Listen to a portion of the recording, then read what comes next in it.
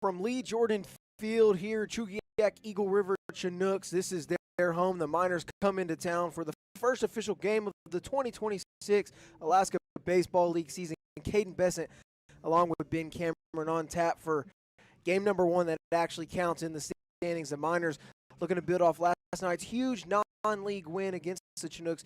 Took them down 14-5, big crooked 7-run second inning. Talk about what you saw yesterday from Matsu and the Miners. Yeah, no, non-league doesn't count towards the standings, but it was a very, very good warm-up, right, especially on the road and coming out with a big 14-5 win. You mentioned that huge inning. They took advantage of 5 free passes, also had 5 hits in that inning. They sent 11 men to the plate. So really great timely hitting that inning. Coach LeBrun was talking about very aggressive, very good in that area, innings 1 through 3, innings 4 through 7. They really slowed down, and then you saw him pick it back up a little bit in 8 and 9, right?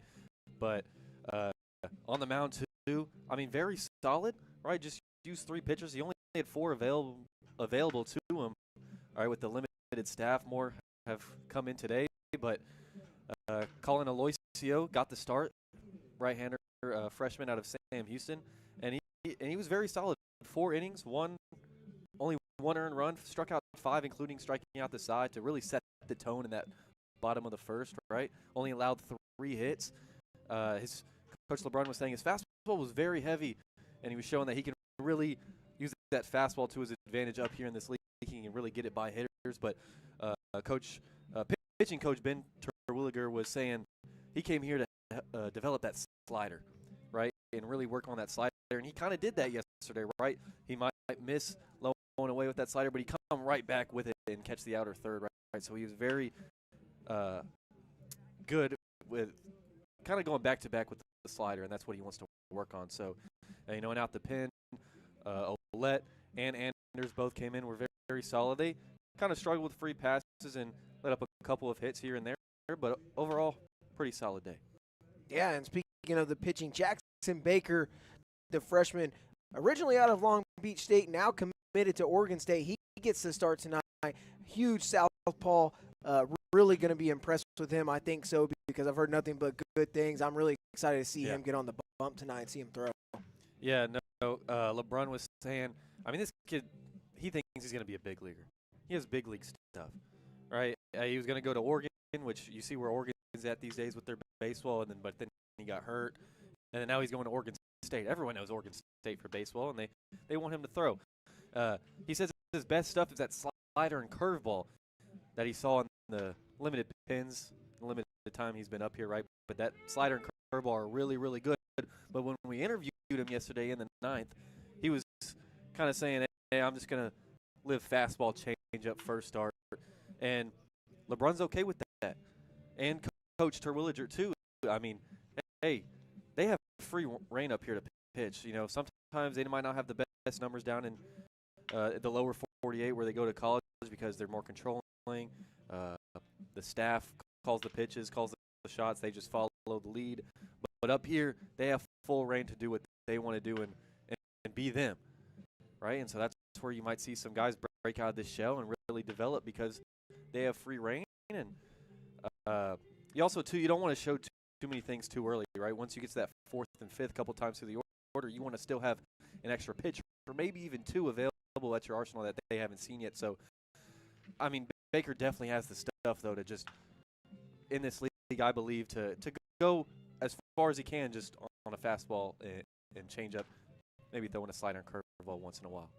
Yeah, again, a short and limited pitching staff for the Miners. Once again, guys still in the Super Regionals, 3 arms that is, and then some guys just getting here today.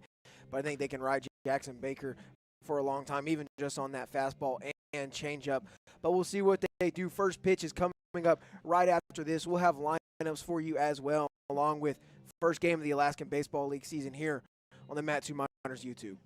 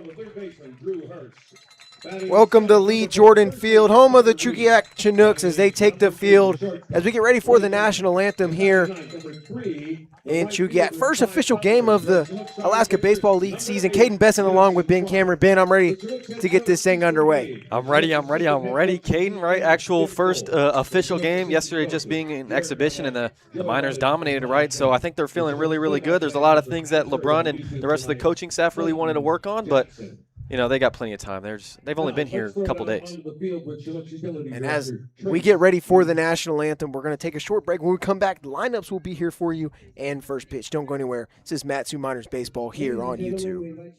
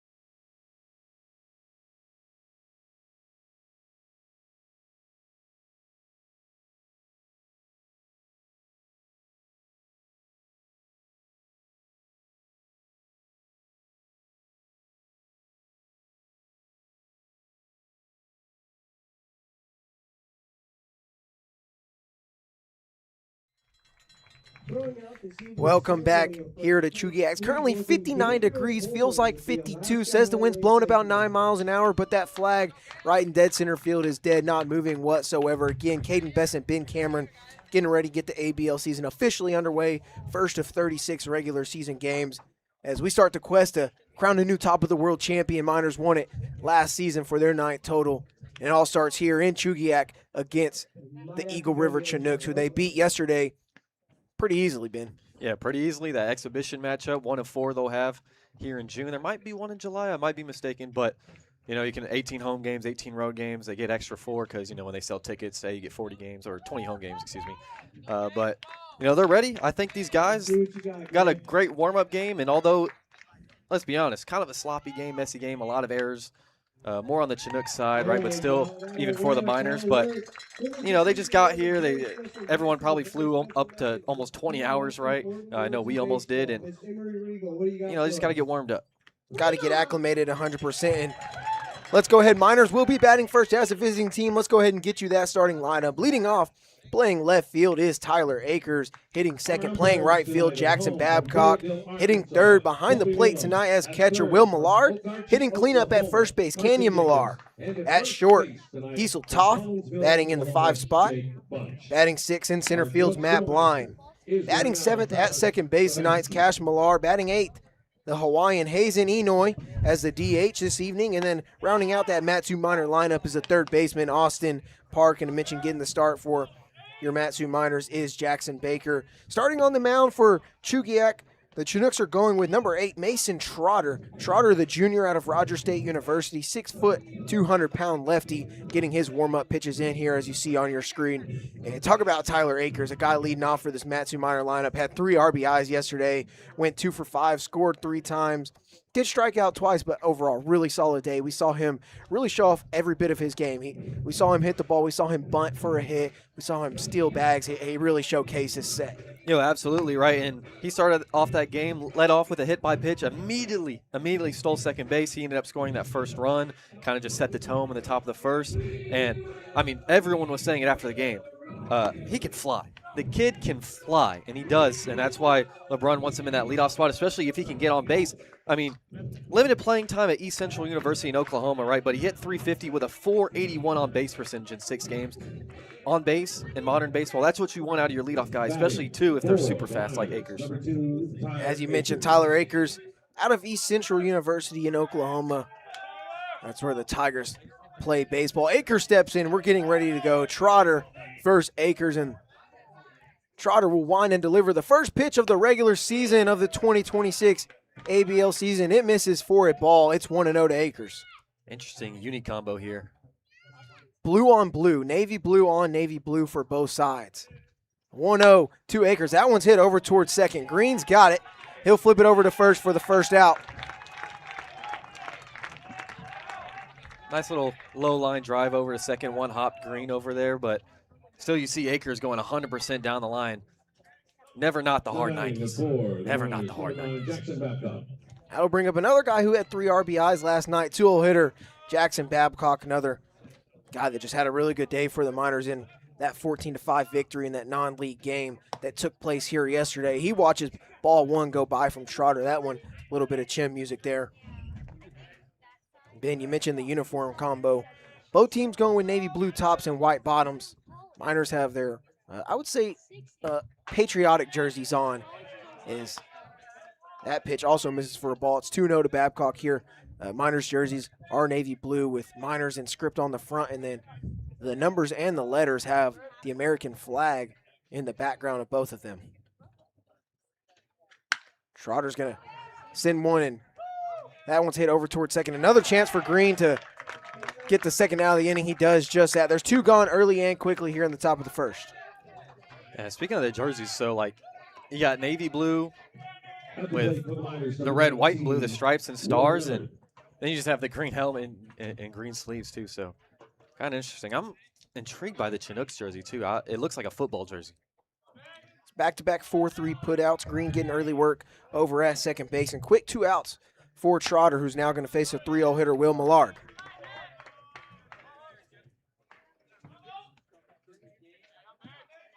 Millard digging in here as a 3-0 hitter, trying to build on another solid day yesterday. Miners pretty much all had good days all around as he looks at a strike there.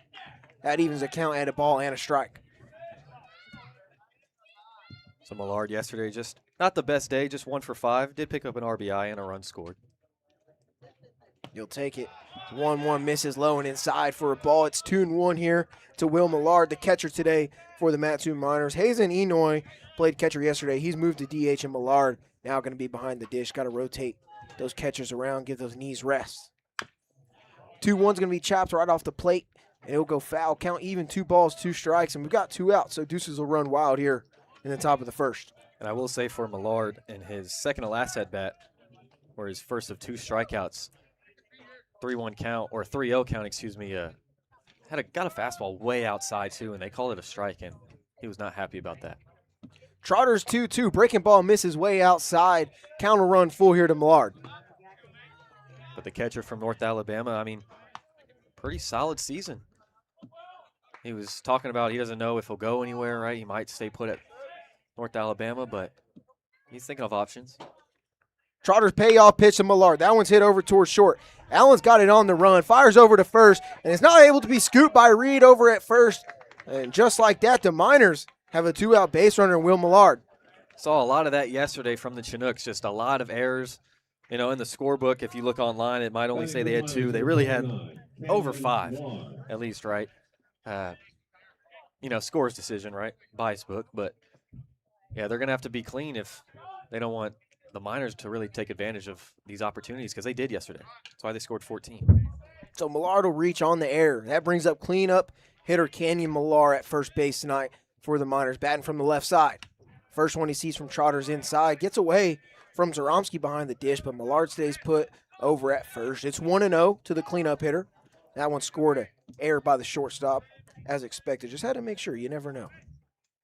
Millar yesterday got subbed out after 3 plate appearances. He did walk once. Millar looks at a ball. It's quickly 2-0. But he was telling me pregame that before he got up here, he really rolled his right foot back, so that'll be his front foot as a lefty. And so he hasn't actually been striding too much, so he's kind of working towards that slowly. 2-0 in there for a strike to Millar. He shakes ahead, confirming that one is a strike. He's seen it now. Chance to go attack here with a 2-out base runner. Chance to get something brewing for the Miners early. But if you could see that front leg, you can see that he's not picking it up that high. And if you see his old highlights, he picks his front leg up a lot higher. So just got to rehab. Trotters 2-1 to Millar. Clips the outside corner for a strike. Count even up 2-2 here to the cleanup hitter, Millar.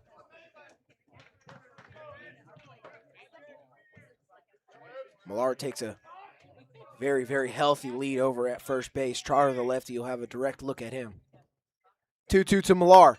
Going to be chopped over to the right side of the mound. Trotter's going to grab it backhand and flip it over to first for out number 3. And Miners will strand a base runner on no hits. So we go to the bottom of the first. Chinooks will pick up the bats.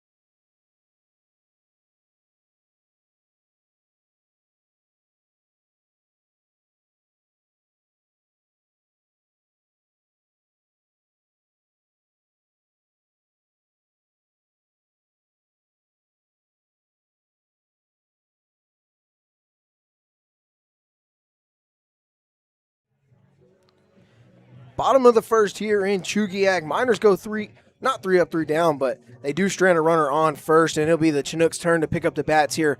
They'll be facing Jackson Baker, the southpaw committed to Oregon State, leaving Long Beach State to go to Corvallis. He's going to be a tough task presented to these Chinooks hitters tonight. Yeah, no, absolutely. He comes with a 4-pitch mix, kind of lives in that low 90s, can kick it up to maybe 94, maybe even 95, but I think he might be a little humble. He was saying just averages around that 93 spot, but he comes with a good changeup, slider, and curveball, and that slider and curveball are probably his 2 best pitches, right? But, he mentioned yesterday when we interviewed him in the 9th that he's probably just going to live and die by that fastball and changeup today. Yeah, fastball heavy, especially early in this game. Said he had a lot of confidence in it. His first pitch, get things underway in the bottom of the first, is fouled off by Tate Green, the leadoff hitter for the Chinooks. Read you off that Chinook lineup real quick. Tate Green leads it off at second. Kirby Jenkins hitting second in center field. Hitting third is Cal Whiff, the DH. Cleanup, Phoenix West, the left fielder. Hitting fifth, Luke Zaromsky, the catcher. 6-hole hitter, Drew Hurst, he'll be at third base. 7-hole hitter, Carter Reed, he's at first. 8-hole hitters, Blake Allen at short, and to clean it up, Kai Butler in right field as Baker fires in another strike there. It's 0-2 to the leadoff hitter, Tate Green. Baker's 0-2, swung on and missed, strike 3, and just like that, 3 pitches. Good morning, good afternoon, good night, says Baker. There's one gone. I mean, living with that fastball first 3 pitches. Says, hey, I'm going to come right at you, see if you can hit it. And you get an 0-2 count. You're up against the ropes. He's going to throw that high cheese. So that retires Green. Brings up 2-hole hitter Kirby Jenkins, the center fielder. Sport number 24 for the Chinooks. First offering from Baker. Low in the zone, but it goes over, says home plate umpire. That's a strike. It's 0-1. And also a good frame there by Millard. Baker's 0-1, fouled off over to the right side. Going to get out of play and maybe into that softball field over there. A little bit further to the right. It's 0-2. Already had 0-2 yet again. Back-to-back batters to start things off. Now Jenkins last night only got 1 plate appearance. He came in a pinch hit in the 9th inning and had a single the other way to right field on a line. Baker winds and delivers to 0-2. That's a chopper over towards second. Millar's going to have to make a tough play on the run. Flips it to his brother at first for the second out of the inning. Millar on Millar action, right side of the infield. Saw some good coverage by Cash Millar, that is, over at second and short as he swapped between the 4 and 6 spot in between innings. So just like that, 2 gone very quickly here in this bottom half of the first. Still scoreless. Jackson Baker making quick work of the Chinooks so far through the first 2 batters he's faced. Now it'll be the 3-0 hitter Cal Whiff, the DH. Baker's first offering is a breaking ball, first of the evening. That one just misses. It's 1-0. First pitch, no fastball. That surprised me. Came first one trying to backdoor him. 1-0, high fastball, just misses above the zone. It's 2-0 now, so the 2 quick outs in the first 2 batters for Baker. He got ahead 0-2 immediately in both of those counts and only 2 pitches. Now he finds himself down 2-0, 3-0 hitter Whiff. That 2-0 offering is going to miss just outside. It's 3-0 now, chance for the Chinooks to get a 2-out base runner. Now with the way Baker looks early on, if I'm Whiff, I'm probably taking here 3-0, make him come into the zone here. Baker's 3-0. Misses, says the home plate umpire, and it's a 4-pitch walk. Chinooks have a 2-out base runner. Not ideal, but you retired the first 2 very quickly, so in terms of just pitch count and length, it kind of gives you some leeway for the 3rd batter. That brings up the cleanup hitter for Chugiak, number 17, Phoenix West. Lefty sporting no batting gloves. Lefty on lefty matchup here. Baker trying to bounce back from that 4-pitch walk. His first offering is going to run in and hit West on that right elbow. Back-to-back free passes. Chinooks have 2 runners on with 2 away. Not a good look when the first 6 pitches he comes in the zone. 6 straight times, right? And the last 5 he's been kind of wild, so not ideal. Baker mentioned he was going to go fastball heavy, especially earlier in the game. Fastball changeup specifically for his mix. No reason not to just fire that fastball in there and force him to hurt you and pitch to contact here. And this pitch going to be in there for a strike to 5-0 hitter Luke Zaromski. It's 0-1. And the Miners yesterday let up combined through 3 pitchers, 7 free passes, 5 walks, 2 hit by pitches, and that's something LeBron wanted to kind of trim down just a bit. Baker's 0-1, fouled off into the safety net on the right side. Quickly 0-2 to Zaromski here. And so Baker fired in 6 straight strikes, 5 or 6 straight strikes, 6. and then the exact opposite on the other 5 or 6 pitches after. Nothing but balls, but now quickly ahead 0-2 to Zaromski, trying to get out of this jam. Walked Whiff, who's on second in 4 pitches, and then first pitch of the last at bat to West. Hit him, put him on first base. 0-2 breaking ball just outside. Millard's wondering where that's at, so is Baker, but it's 1-2. Pretty good 0-2 pitch right there. Did not miss by, if at all, that much. Good idea with the back door. Probably come with the fastball here again. Baker's 1-2, swung on and missed, strike 3. Just like that. Baker retires his side, and the Chinooks strand 2 as we played 1 here, still scoreless. We'll go to the second.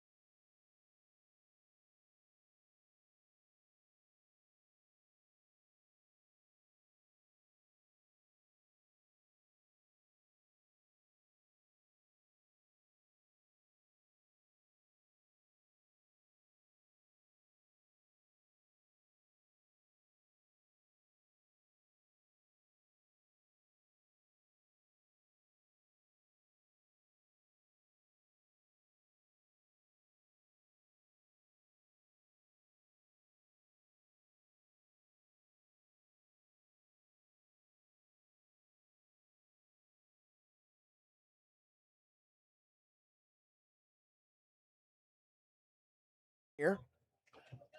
Facing Mason Trotter. First pitch is going to be rolled over and fouled off poolside. It'll be quickly 0-1 to Diesel Toth. I believe that is the correct way to say it. Long O, Diesel Toth. Apologies for that.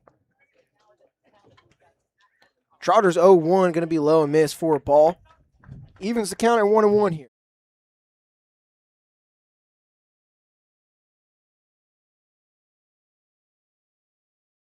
Pretty solid game, and playing half a game, right? 0 for 1, but had a walk, stolen base, and a run. Although LeBrun was saying that he had a couple times on the defensive end where he looked timid, maybe unconfident charging a ball or kind of going in its direction. So wants to work on that. 2-1's going to be chopped foul again. Evens the count at 2-2, and I think a part of that is also, I imagine this is Diesel's first time playing on Lee Jordan Field. Different infield, right? It is turf, but it's just different every time you step out on the diamond. Just all about getting comfortable. This being the second game and the second day, maybe a chance for him to do so. As 2-2 misses way high there. Count's going to run full here to Diesel Toth to lead off the top of the second for the Miners. And that message was for all fielders, he said, right? But he did point out the middle infield, too, for being timid on the defensive. Trotter's payoff pitch hit over to second and be caught on a line by Green right at the ground for the first out here in the top of the second. I think that's a great 3-2 swing, but just slightly off the end of the bat, and with a wood bat league, right? All these guys are, aluminum bats, right, in this past season, and so it'll really die on you, too, especially off the end. That's the third put out by Green over at second base. Couple of ground balls to him to start off top of the first, and then a line out to start top of the second. That brings up 6-hole hitter Matt Blind. He looks at a ball. It's 1-0 to him.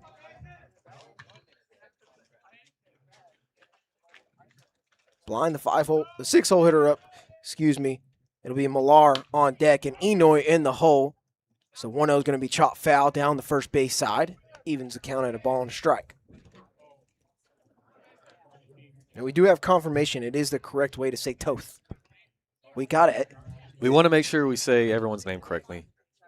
And we have not talked to all of them yet. Yeah, exactly. It's only been a couple days. Diesel, one of the guys, haven't been able to meet yet. There's already so many of them. They come in bunches. As the 1-1's going to be looked at by Blind. It's going to be called a strike on the outside part of the plate. It's 1-2.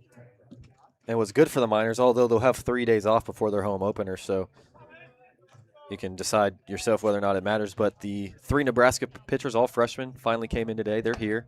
Not suited up, however. They came straight from the airport. 1-2, high and tight. 2 balls, 2 strikes now to Matt Blind. Definitely going to be nice to have more than just barely over half your roster ready to go come next week when the Miners do have that home opener. 2-2 is going to run in and hit Blind. It'll be a 1-out base runner for the Miners. They got hit a lot yesterday, and they took advantage of it, especially in that second inning. 3 of those free passes were hit by 3 of those 5 free passes in that second inning were hit by pitches. And so if they can just continue to take advantage of what the Chinooks give them, I mean, you're going to see great success. That'll bring up number 1, the 7-hole hitter for the Miners, Cash Millar at second base today, stepping in for the first time here in the top of the second with 1 gone. Looks at a first pitch fastball low for a ball. It's 1-0 to Millar. And going back on like available arms out the pen, 3 pin arms yesterday, 3 different ones today. So it's kind of worrisome if something like what happened yesterday, the Chinooks, happened to the Miners, and you're, well, what do we do? So you just kind of, early on in the season, kind of just pray that it doesn't happen. You got to hope Jackson Baker's able to hold it down and shut down the Chinooks and not make it a bullpen game, because the Miners don't have much of one. They have a starting rotation, and 1 guy starting, the rest are in the bullpen. Runner goes, throw down to second. It's not going to be in time. Just stolen bag for Matt Blind there. That pitch did miss for a ball. It's 2-1 to Cash Millar here. Getting in scoring position is huge for Millar, who especially last night came up huge with an RBI single through the left hole. Batting practice for Cash Millar. Hit plenty of balls up the middle on line drive. See if he can do that here. Trotter's 2-1 just outside. Count will go 3-1 here to the 7-0 hitter Millar. Hazen Enoy is on deck. He awaits in the DH spot today for the Miners. Looking for his first opportunity. The first regular season game of the ABL season. It's a deep breath from Trotter. Here's the 3-1 to Millar. That one's going to be a Weak pop-up over towards the first base side. First baseman Reed will come on and make the grab. That's the second out here in the top of the second. Blind will stay put. Yeah, Trotter just 3-1. He's in a hole, just comes in with the high and inside fastball, and he jams Millar, gets him to hit a weak pop-up. That's just what he wanted. Lefty on lefty here as Hazen Enoy digs in. Real close up on that plate, kind of crowding it here. Trotter did hit Blind just 2 batters ago. First pitch in there for a strike. 0-1 to Enoy. And LeBron pregame called out Enoy specifically, saying he was very, very impressive in his first game. He had 2 hits, reached 3 times, came through with a clutch RBI single to the right side in the middle of the game. And he was like, hey, this is his first collegiate game. He looked very impressive behind the dish and at the plate. Back pick to second on Blind's going to go into center field. And just like that, Blind will have a nice jog over to third base. They got a runner 90 feet away with 2 gone here. Miners with a chance to strike him. Enoy with a chance to crack open that goose egg. Yeah, Trotter on the mound. Tries to catch Blind lacking, as we would say, and that throw was just way wide left, about 5 yards. So that's an easy E1 in the book. But saw that a couple times from the Chinooks yesterday, too. Just, it's like this, it's the simple things. Trying to steal out number 3 doesn't work. Runner 90 feet away with 2 gone. 0-1 to Enoy in there for a strike. Quickly 0-2 to the freshman out of Hawaii. Looked like a slider there. Pretty decent.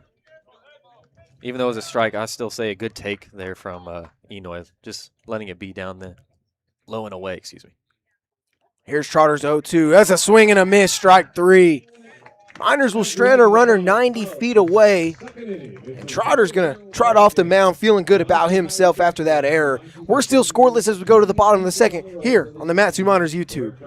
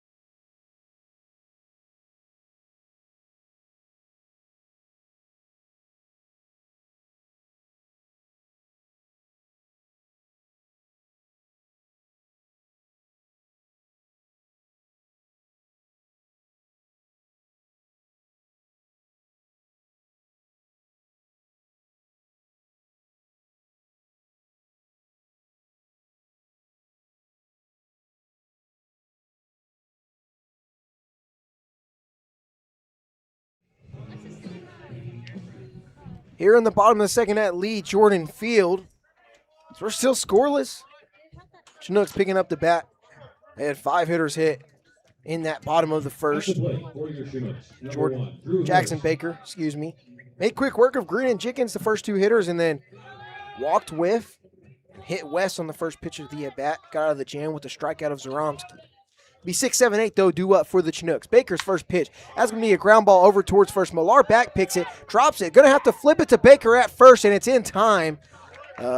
Interesting first out, but the Miners able to get it done. There's 1 gone here in the bottom of the second.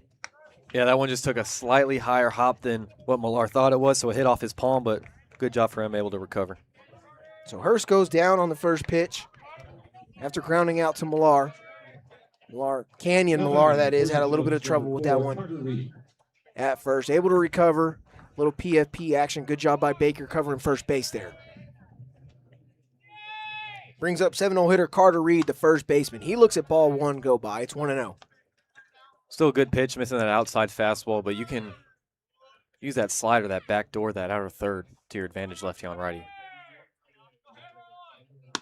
Baker's 1-0 right there on the outside part of the plate for a strike, even things up at 1-1 here. But yeah, Baker's going to want to save that slider for later usually. Kind of just only throw it when he needs it.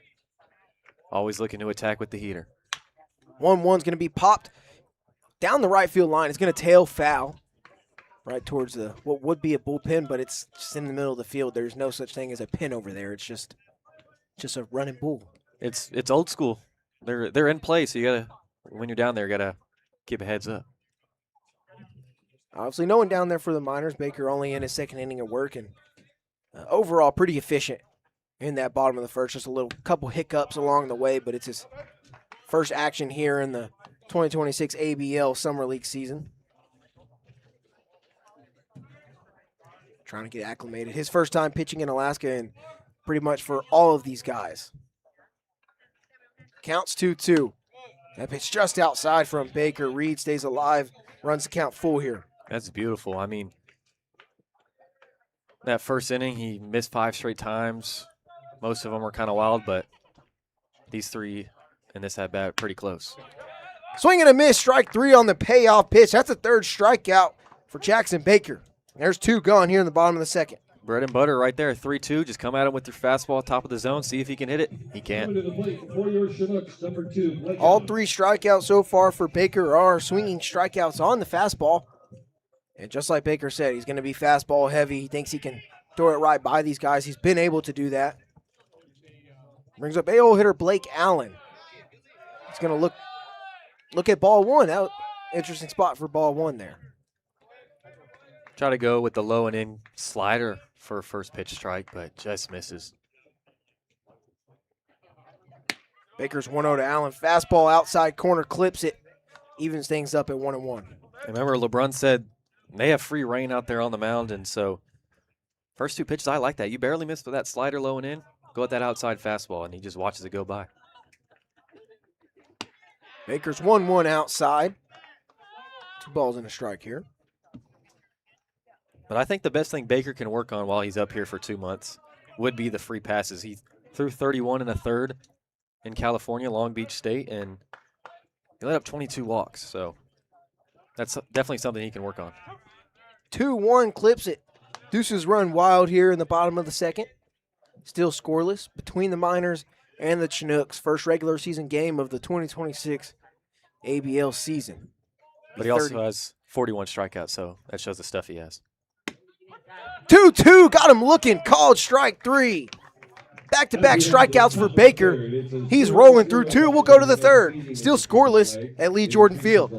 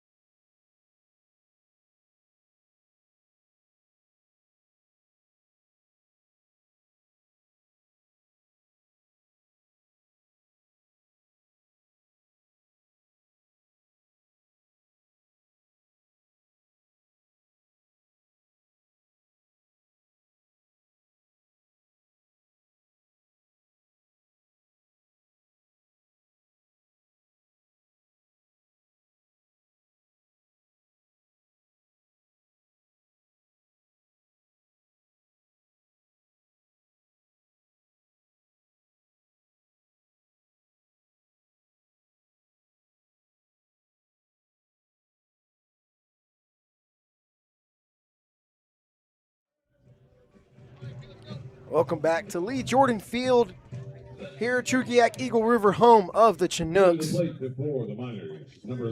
in the top of the 3rd, still scoreless between the Miners and Chinooks. Mason Trotter back out on the mound, trying to continue the work he's had so far in the Miners. He's yet to give up a hit. Only base runners he's allowed have been on an error and a hit by pitch. Ooh, wow. First one to Austin Park, in there for a strike. Oohs and ahs all throughout Lee Jordan Field on that call there. Yeah, in there is exaggerating it. That looked way low with that changeup. That one's in there for sure. It's 0-2 now to Austin Park, 3rd baseman, hitting in the 9 spot tonight for the Matsu Miners. And I say tonight, it is 6:35 Alaska daylight time. But it's very much daylight as Park will foul the 0-2 off. If you stick with us all throughout 9 innings, we'll get around that 9 o'clock mark, and the sun's going to be out there shining just like it is right now. Nothing's going to change. The 20 hours of daylight in Alaska, very much a thing.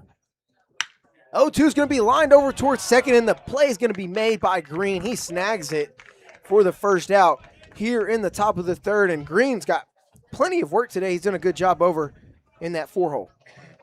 Yeah, already 4 putouts over there, 2 groundouts, 2 lineouts. That one, Park got all of it. Just kept it on a low line drive and right at Green over at second. You know what we say?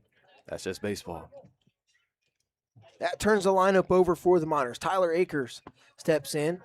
That one's going to skip on the ground off the catcher, off of Akers, and onto the plate. It's 1-0. Akers last time up. Hit a ground ball over towards Green at second base. And my suggestion for the Miners is stop hitting it to second base if you can help it. Green's been pretty efficient thus far. Another 1-0 pitch going to skip in the dirt there. Or should I say the pellets of turf there. It's 2-0 to Akers, the leadoff hitter for the Miners. Excellent speed. Showing he's been able to get on with the bunt. Trotter's 2-0 outside. Akers way ahead here. Automatic take situation for him. A chance for the Miners to have a 1-out base runner. And I misspoke earlier. In his bio, at least, it said he only played 6 games. But I go to a different page. It finally shows the whole picture. So that was my fault with that. But in 50 games, on base percentage of .513, add 20+, 22 stolen bases to be exact. Yeah, he can really fly. Trotter's 3-1 to Akers. That's low for a ball. Akers will take his base. Miners now have a 1-out base runner here in the top of the third. Chance to get something brewing with the 2-0 hitter Babcock getting ready to dig in here. Last guy you probably want to walk on this lineup.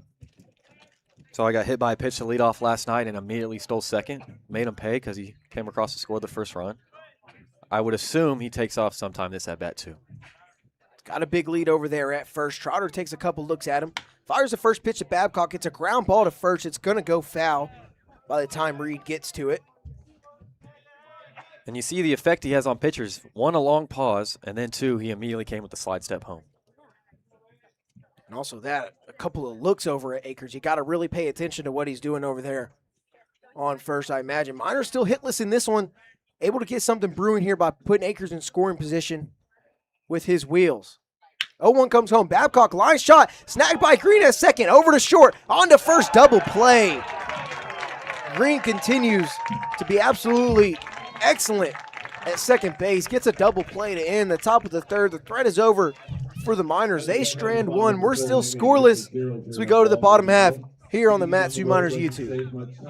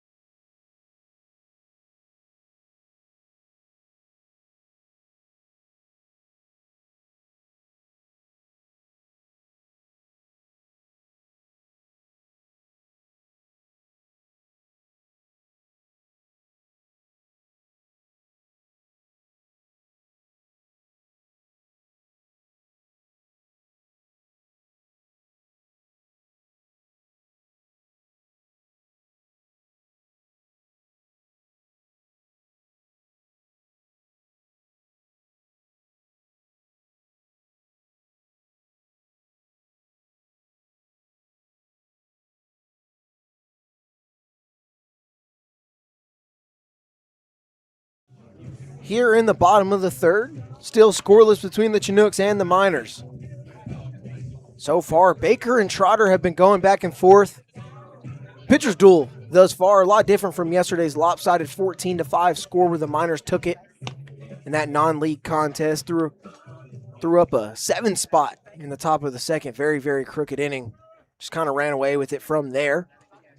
See if the Miners are able to do that with their bats any point throughout this game. Still a long ways to go, but Trotter's made that difficult, and Green over at second base has made it really difficult for him. He just made that excellent double play. Yeah, that was an amazing scoop double play right there to end the inning and leave another runner stranded, or I guess they weren't stranded, double play, but so far they've gotten the traffic somewhat, but they haven't been able to bring them home, the Miners. It's 9-1-2 due up for the Chinooks. Butler, Green, and Jenkins. Baker thus far, 4 strikeouts. 1-0 in there for a strike. It is 1-1, and want to mention Luke's comment here. Ben and I both did call games with the student radio station at Texas State, KTSW 89.9. That's where Ben and I actually met. We joined at the same time in the spring of 2025. I think so. Yeah. And spent plenty of time calling games together, and that's how we ended up here in Palmer. Baker's 2-1 in there for a strike. Evens things up to Butler here. Leadoff hitter in the bottom of the third for the Chinooks. What's some big ones that we called together? Bobcats, when they went to College Station, they did lose that one. That was on St. Patty's Day. Remember that one? Baker's 2-2 outside. Count runs full, and that's awesome, Luke. 94, 95, and 96. If I'm not mistaken, that is during the Ty Harrington era. And Babcock's uncle played there 04 to 08 with Ty Harrington. Yes, we did get that one right. We already know 2 people now. Payoff pitch. Misses outside. Baker thought he had strike 3. It'll be a leadoff base runner for the Chinooks here in the bottom of the third. Number 7, Tate Green. So just another free pass. Still hasn't lit up that first hit. Just right now, it's him against him right there up there on that mound right now because just can't find the zone sometimes. So runner on first here with no outs, bottom of the third. Green shows bunt. He gets it down the third baseline, but it rolls foul very quickly. It's 0-1 to Tate Green, who struck out his first time up on 3 pitches. So Howard Bushong was the head coach at Texas State, 94, 95, and 96. Coached at Southwest Texas State, 93 to 99, so right before Harrington stepped in. Harrington was 2000 to 2019. Baker's going to check on Butler over at first. He's back easy. Got an 0-1 count to Tate Green here, the leadoff hitter.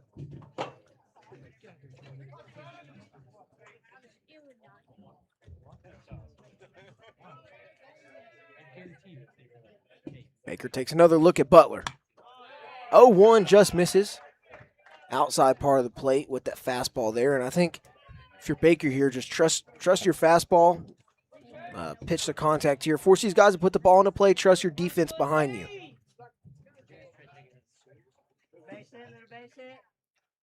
Toth shaded in double play depth over at shortstop. 1-1 in there. Ball and 2 strikes now to Tate Green. Good comeback pitch after that ball. Baker already back on the mound. He's ready to go before Green is. Of course, has to wait on him. Moving with urgency here. Baker's 1-2.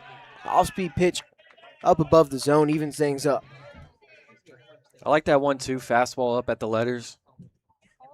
You can do many things with that, right, for a setup pitch. Try to fool the batter. Butler's on first base after working a walk. 2-2 is going to be a swing and a miss. That's second time Tate Green will go down on strikes tonight. That's the 5th punchy for Jackson Baker. Went from that high fastball to that back foot slider and had Green all off balance. That was a great pitch right there, and 5th K already. Butler over at first, working that impressive walk. He's only the 3rd base runner of the evening for the Chinooks. He's got a big lead over at first. Baker will fire home to Jenkins. First one in there for a strike. Backdoor slider to start him off. Seen that a couple times already. Jenkins last time up in the first, grounded out to Millar over at second.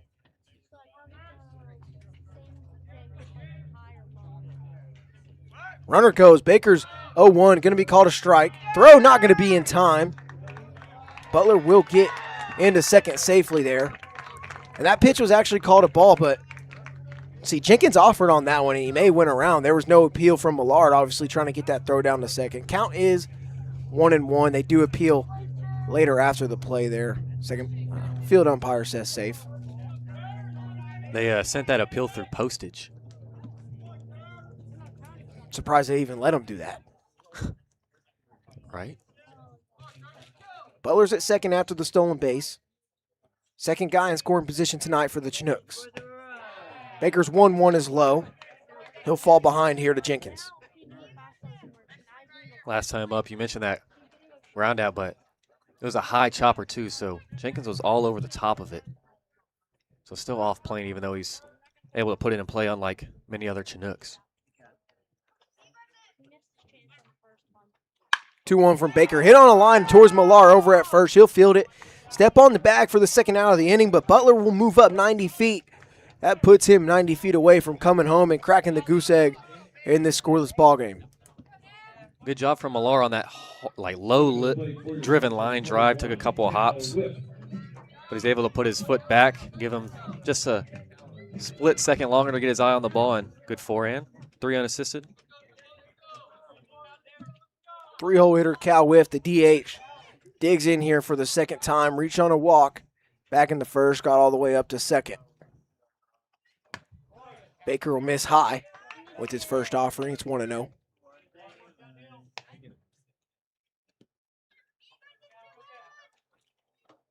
So for Jackson Baker, 3 free passes given up, yet to allow a run though. Misses again with the 1-0. So runner 90 feet away. It's the furthest a runner has gotten all night.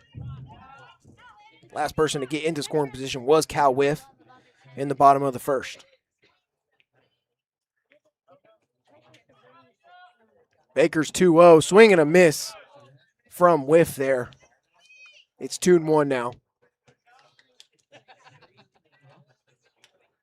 I was talking to you about this earlier. I mean, how would you feel about your last name being Whiff and being a baseball player?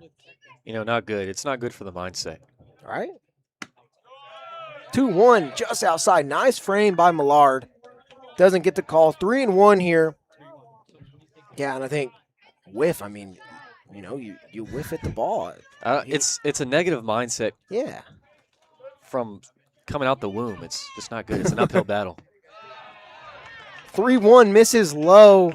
That's ball 4. Runners will be on the corners with 2 outs. Here in the bottom of the third, chance for Chugiak to strike.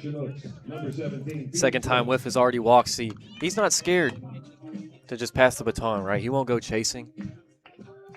And right now, all the traffic still not a hit for the Chinooks against Baker. It's just all walks in that hit by pitch. So it's him against him. Yeah, that's the third walk for Baker. Second of this inning, led off the inning walking Kai Butler, who's now on third base 90 feet away. Whiff on first after drawing his second walk. First pitch to Phoenix West inside for a ball. It's 1-0 West. First pitch of his last at bat in the bottom of the first was inside, got him on that right elbow, which now he's wearing the elbow guard. He was not wearing it last time he came up. Baker's going to check over on first on Whiff there. Nice pickoff attempt. Unsuccessful, though. Trying to steal out number 3. And regarding the free pass, LeBron from last night's exhibition said, you know, you want to trim down on the free passes. But, you know, he also mentioned that, you know, it's the first game, right? A lot of these dudes haven't pitched an actual game in a bit with their seasons ending. And, you know, they're on a new team, new atmosphere.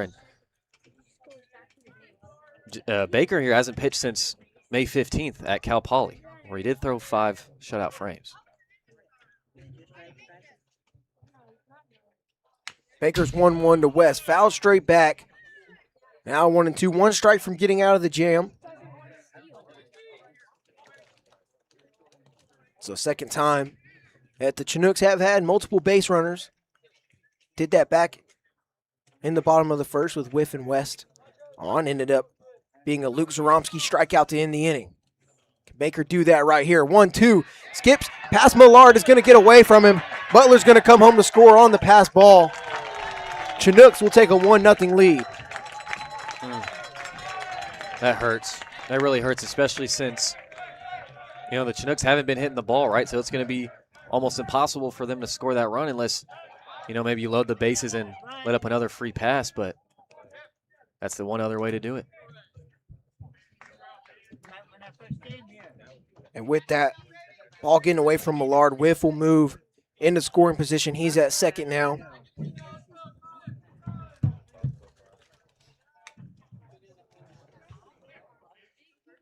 Two-two to West, fouled off to the left side. We'll do it again. And that Chinook foul ball sponsored by Three Bears, Alaska.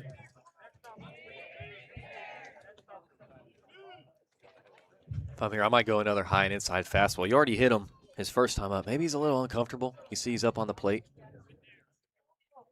But he's, with the high hands, choking up with 2 strikes. Baker's 2-2, swing and a miss, strike 3. Baker eventually gets out of it, but not before Chugiak scratches a run across on a ball that gets past the catcher Millard. It's 1-0 through 3. Chinooks lead the Miners as we go to the top of the 4th here on the Matsu Miner YouTube. Tonight's sponsor.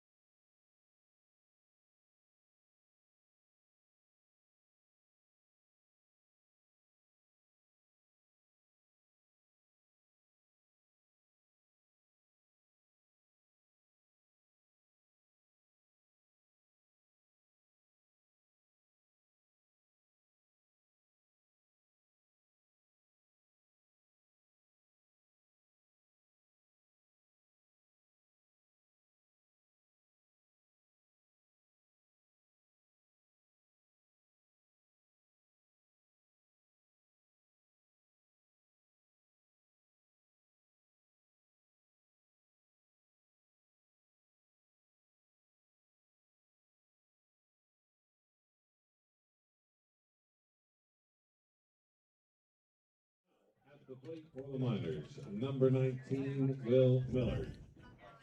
Top of the 4th here, Chinooks take a 1-0 lead over the Miners. 3, 4, 5 due up for Matsu, Millard, Millar, and Toth. Trotter back out on the mound. He's thrown 3 scoreless thus far. His first offering to Millard misses. It's 1-0. First pitch curveball. Thus far, Miners are still hitless. They've reached on an error, which was Millard who did so back in the top of the 1st.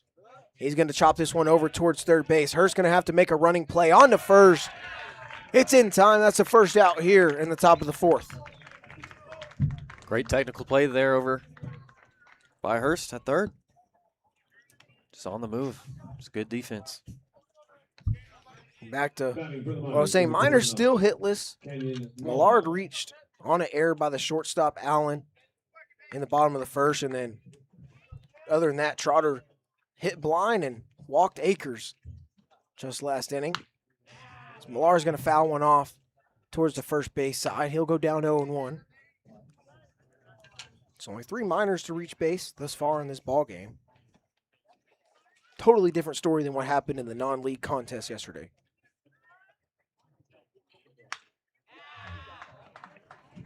Quickly 0-2 to Millarzi. Fouls that one out. Off to the left side there. So he's fouled one off first base side and third base side.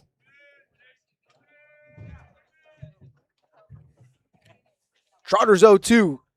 Chop foul on the first base side. So 3 pitches. Millar's offered at every single one of them.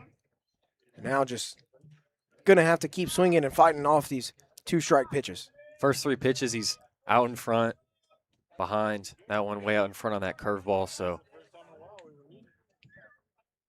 see if he can get his timing down on this one. Trotter's 0-2 skips in front of the dirt. Millard does not offer at a waste pitch there. Stays alive.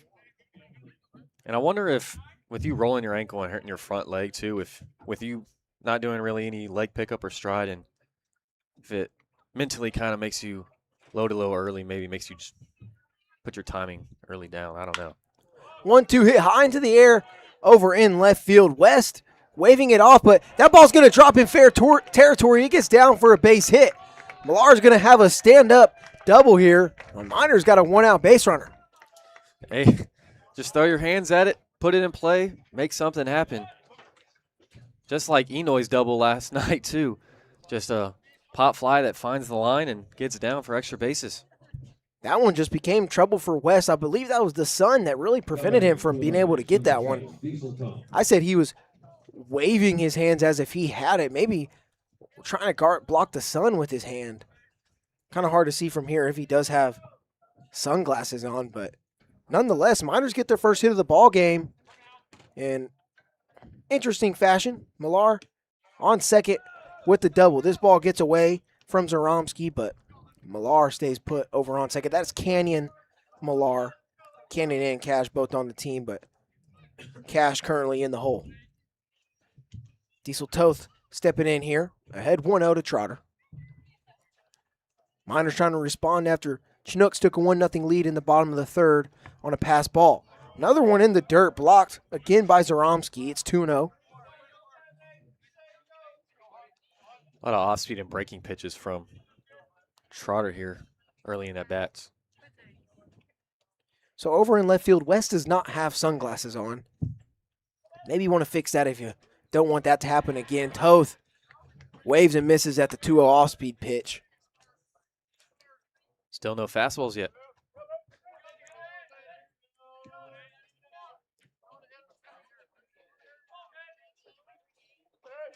Trotter trying to work second runner he's allowed in scoring position so far today. Toth fouls the 2-1 back, runs things even here. Just like that, Trotter's fought his way back into this at-bat.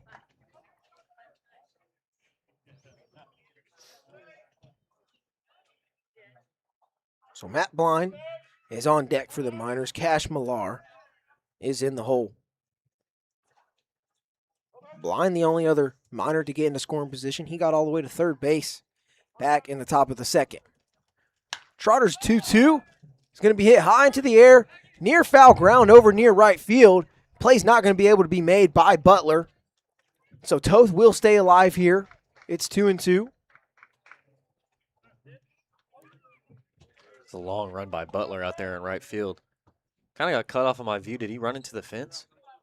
No, he was right next to the fence, but also the bullpen for the Miners is in right field. And, there's just a random mound in foul territory that you kind of have to work your way around. That may have been part of Butler not being able to get there. Nonetheless, Toth stays alive. Trotter's 2-2 once again. Outside, no offer from Diesel. Count runs full. It's another breaking ball. If I'm Toth, I'm keeping those hands back. 3-2 count. Canyon Millar on second base after the one-out double. Payoff pitch from Trotter. That one hit high into the air into center field. Jenkins going to have to come up to make this catch. He snags it for out number 2. Millar stays put at second. Right at bat there, just you don't get all of it, but you made Trotter work. I think that's a good point. Trotter has had his way with this Matsu lineup thus far, and just make him work in at bats. Get that pitch count up. Right now sitting at 59. Get him out that game as soon as possible if he's going to give you trouble, or find a way to just get to him eventually here by seeing as many pitches as you can, right? Help the guy on deck and let him get to see a lot of pitches. Guy now stepping in is Matt Blind. Looks at a first pitch ball. Matt Blind in the top of the second. Reached first on a hit by pitch, stole second, and advanced to third on an error, on an attempted back pick by Trotter over to second that got into center field. Millar takes a secondary lead over at second base. This one skips in front of the dirt. It's 2-0 now. The 6-0 hitter Blind. Another off-speed pitch, and he's having trouble locating him. Has spiked a lot of them this inning. These are easy takes for the Miners. Trotter's going to have to work himself back into this count. Once again, fell behind 2-0 to Toth. He falls behind here again. That was going to be snagged backhand by Green. On to first in time for the final out of the inning. And Trotter escapes with a little help from his second baseman, Green, who's been phenomenal thus far. Miners will strand a runner in scoring position, and Chugiak will hold on to a 1-0 lead as we head to the bottom of the fourth here at Lee Jordan Field.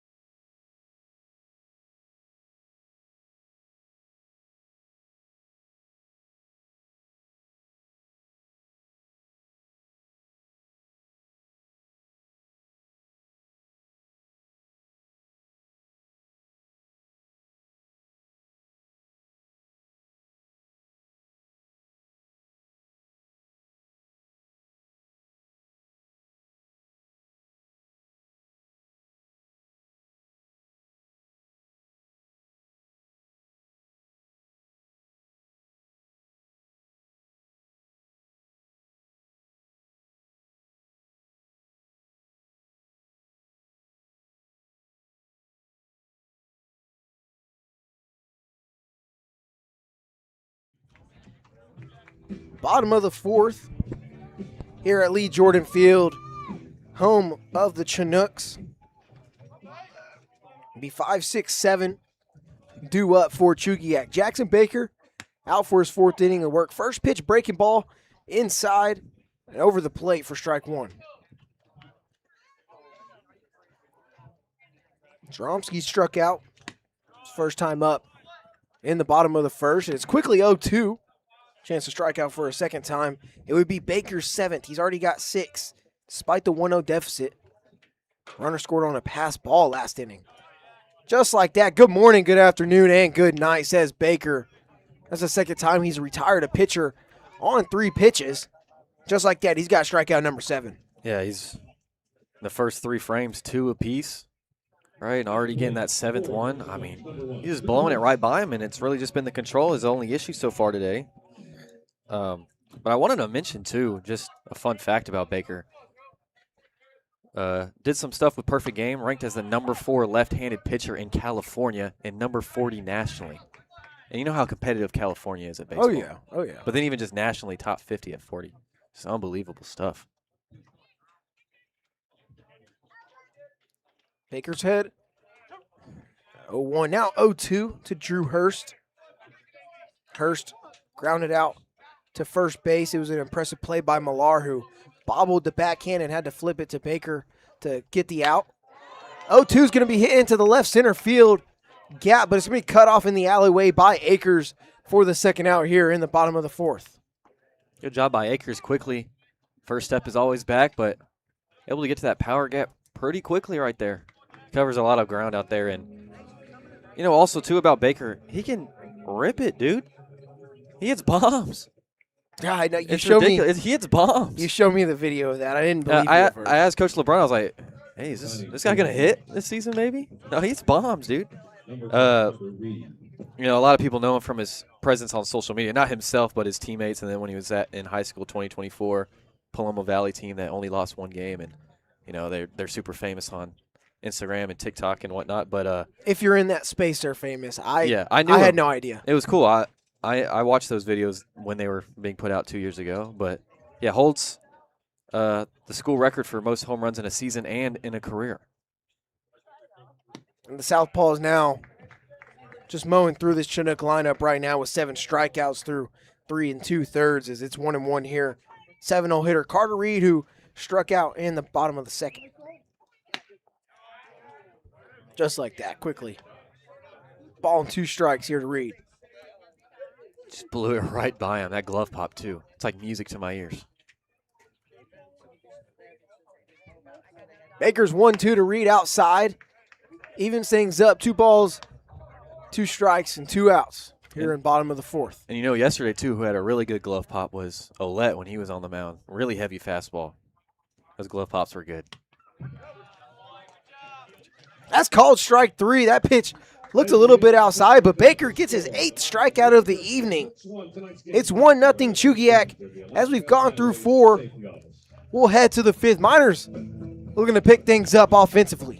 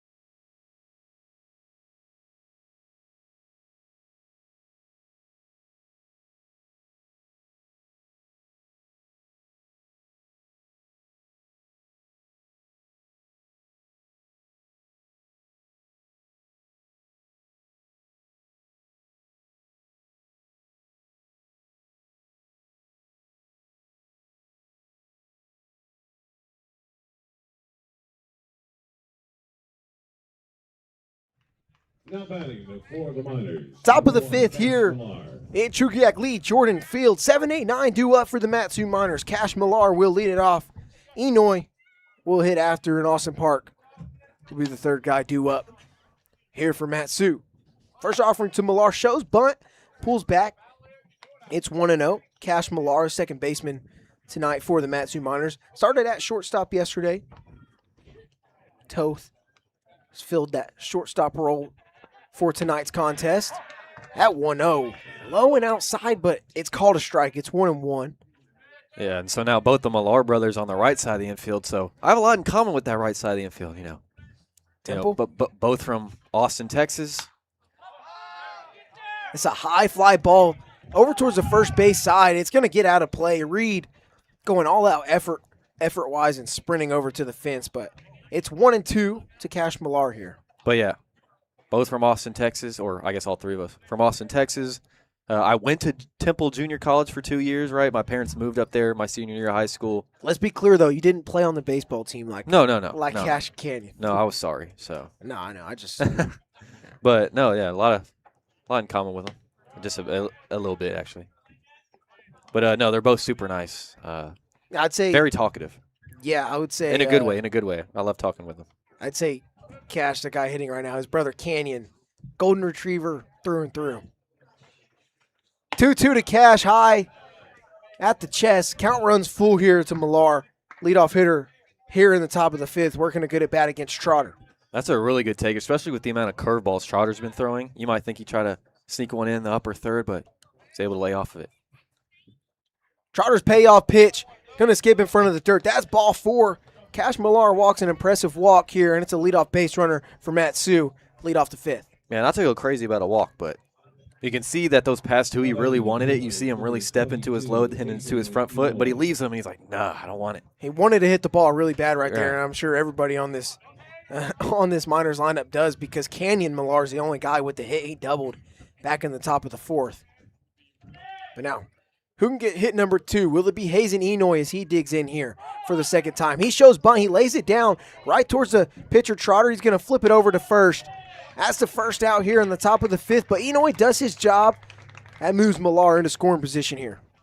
Hey, just doing your job. That's what you have to do, and LeBron praised him for doing his job behind the dish, right, leading a team in his first collegiate game. All these guys are older than you, right?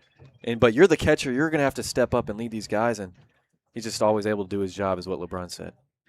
We're going to get a mound meeting. Looks like the ball may be getting taken away from Trotter. At 69 pitches here, through 4 1/3. He's had a very impressive outing so far. Obviously, the Chinooks saved him for tonight. They definitely weren't going to throw him in the non-league game yesterday where the Miners scratched across 14 runs. They knew what they had in Trotter. They've saved him. It's worked out well thus far. But with Cash Millar in scoring position at second, that only the third guy in scoring position so far for the Miners, and does look like we are going to get a change.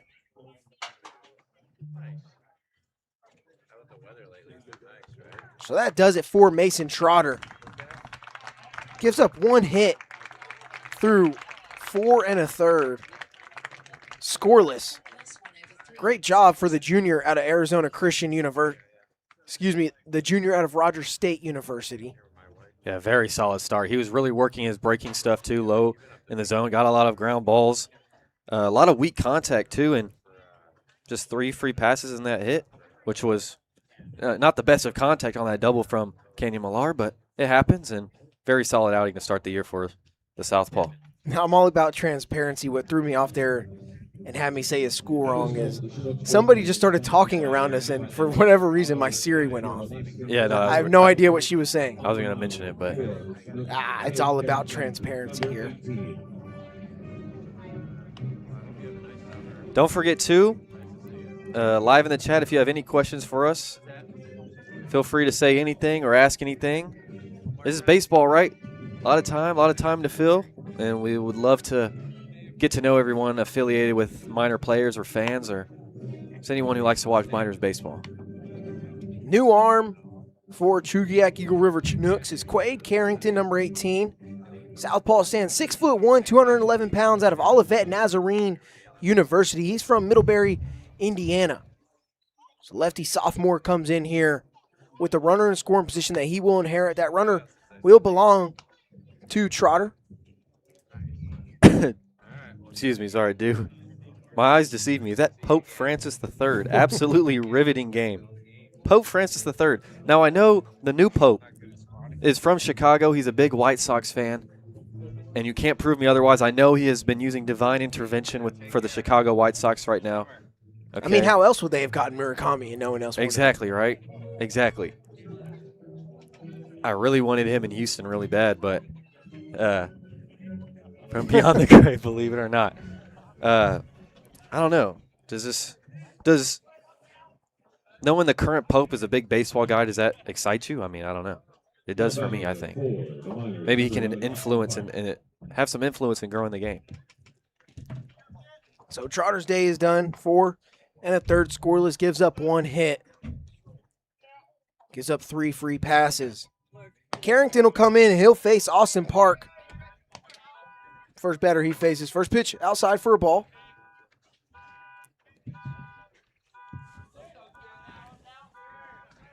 It's 1-0 to 9-hole hitter Park, who lined out to Green over at second base back in the third.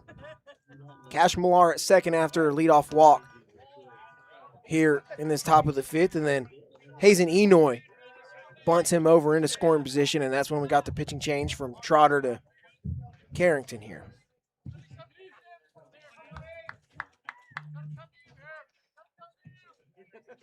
Two balls and no strikes to Austin Park, the third baseman for the Miners. Carrington's offering going to be hit over towards short. They're going to try to throw it over to the third to get the leadoff runner, and they do. Allen to Hurst. But just like that, it's a 6-5 putout to get the lead runner gone. There's 2 gone in the top of the fifth. Wow. I mean, heads-up play right there. You kind of get a line shot that kind of takes you to the third base bag, so you just use your momentum, and since it was hit so hard, you have a lot of time, and just a bang-bang play. That's a solid move made by Allen over there. Very rarely do you see 6-5 putouts in a baseball game like that. Good heads-up play by Allen. That would have been the tying run, would have moved 90 feet away with likely 2 outs.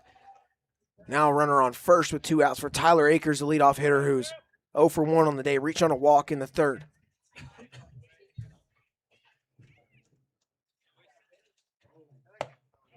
High leg drive there from Carrington. Maybe trying to get Park fooled there. Doesn't do so. It's 2-0. Count to Akers.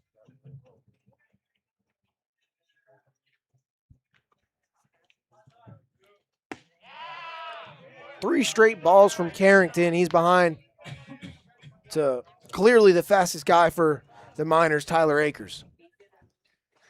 Absolute speed out of the left-handed batter's box. Can beat out any ground ball. 3-0 at the knees, but called a strike. It's 3-1. If Akers gets on here, I know there's 2 outs, but I mean, there's real speed on the base pass with Park and Akers. And a chance to do 2-out damage. It's just, you just imagine, man, what could have been with Millar potentially being on third, as Akers is going to reach on a 5-pitch walk. 2 guys on here for Jackson Babcock with 2 outs in the 5th. Just doing what he does best, getting on base.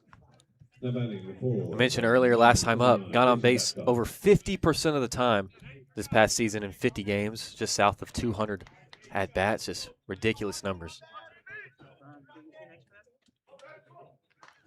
Jackson Babcock's 0 for 2 on the day. Both balls he's hit have been ground balls to second base.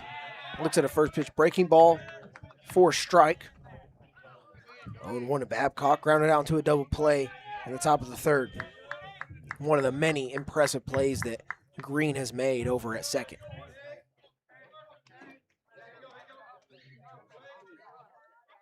Carrington's offering in the dirt, evens things up at a ball and a strike. And Luke Smith, our fellow Bobcat, is saying we need to go salmon fishing. Definitely. Sign me up, right? Yeah. We were talking about fishing last night with a couple of guys, even kayak fishing on a lake, but people were saying the best time, you got to let us know when you went, was late July is when the red salmon really come out to play. That's what I heard. You got to wait. That's like when the salmon season really kicks in, but that's also when the Miners are going to be in the heat of the playoff race and all that stuff too. So hopefully there's a day off in there somewhere where we could do such. I think we'll find a day. Got to. If there's a will, there's a way, baby. I was going to say that. There's Look a at that. hornet flying right around us, or yellow jacket. I don't know. The bees are huge here. 2-1 to Babcock. Inside for a strike. It's 2-2 now. That was a great pitch by Carrington. I mean, might have caught some of the zone. No ABS system out here, right? But I still think that's a great leave. That's kind of low. That has Ground Ball City written all over it. That was a great take by Babcock. Just a tough one. Tough call. 2-2. Dribbler off the end of the bat towards first. Reed's going to trot on. Flip it to Carrington for out number 3. Miners get no hits, but they get 2 guys on base with the walk. And they'll strand both of them on the base pass. And the Miners are down 1-0 as we go to the bottom of the 5th. Chugiak looks to add on to that lead right after this.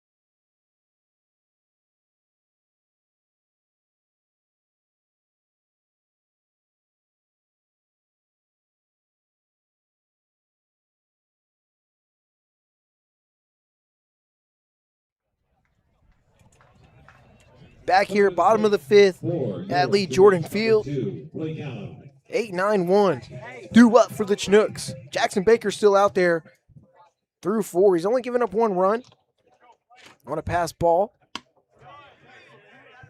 First pitch just misses somewhere for ball number 1. But, excuse me, 8 strikeouts through 4, 2 an inning. I mean, he's been dominant, though.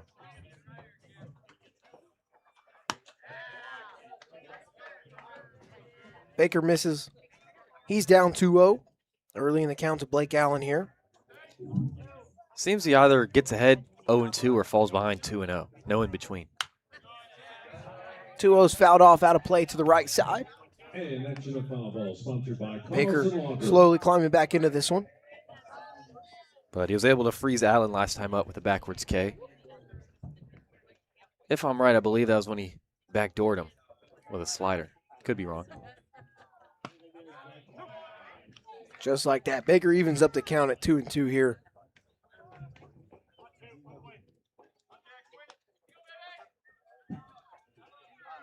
Blake, one of the 5 strikeout victims in this starting 9 for the Chinooks.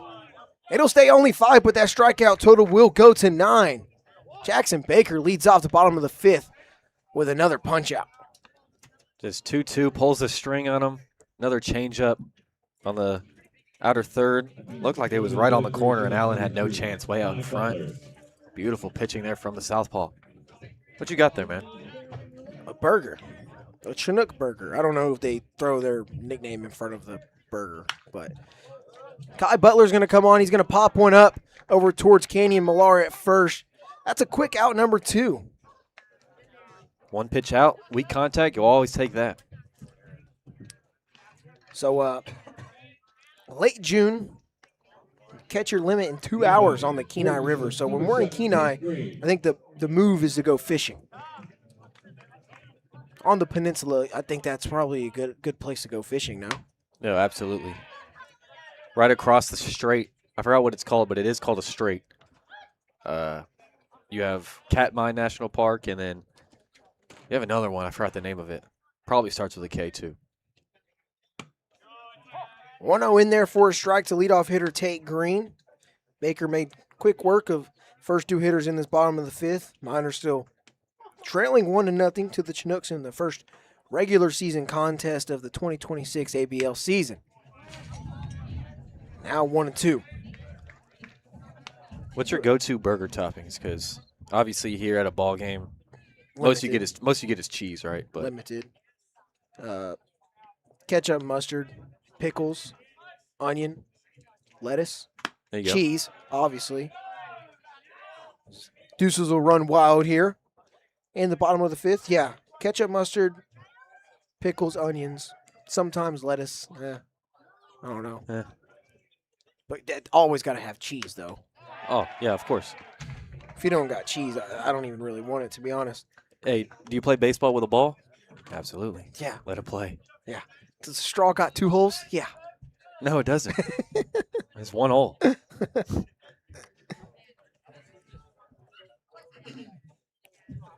2-2 offering from Baker. Swing and a miss, strike 3. Second strikeout of the inning for Jackson Baker. 10 on the night through 5. Miners trail 1-0. Looking to change that as we go to the 6th.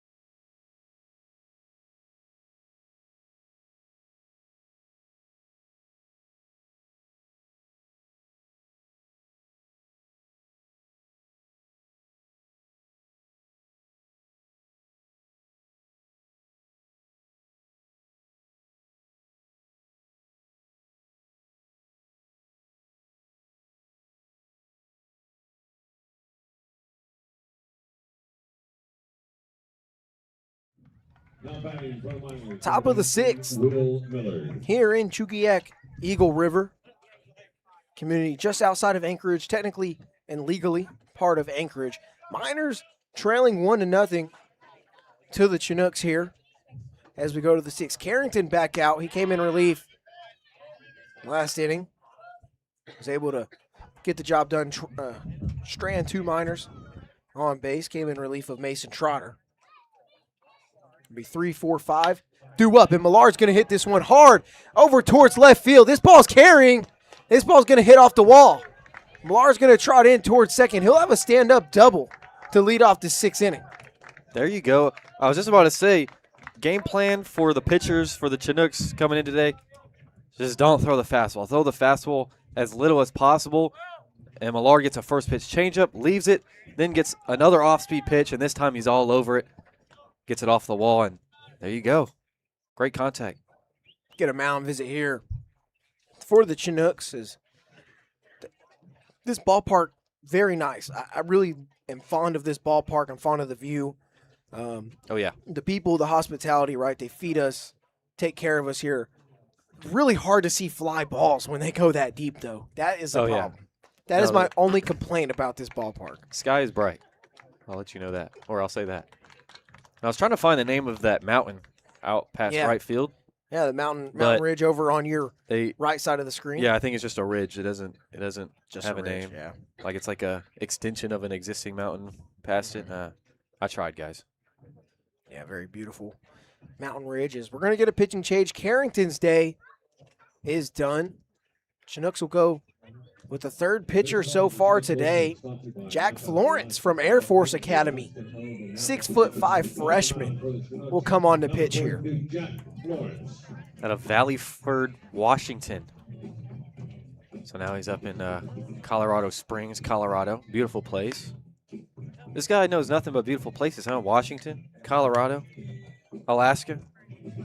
You know, yesterday during the national anthem, I know this now because I can confirm it was Jack Florence from Air Force, right? What do the armed forces do differently during the national anthem? They don't put their hand over their hearts. They salute. Yeah. And as the national anthem was getting ready to start, Florence had his hat on, and someone was like, "Take your hat off and put your hand over your heart, Florence." And then he just salutes right after. I was like, oh, man, I bet that person felt so bad. Yeah, I mean, sometimes you got to mind your own business. Yeah.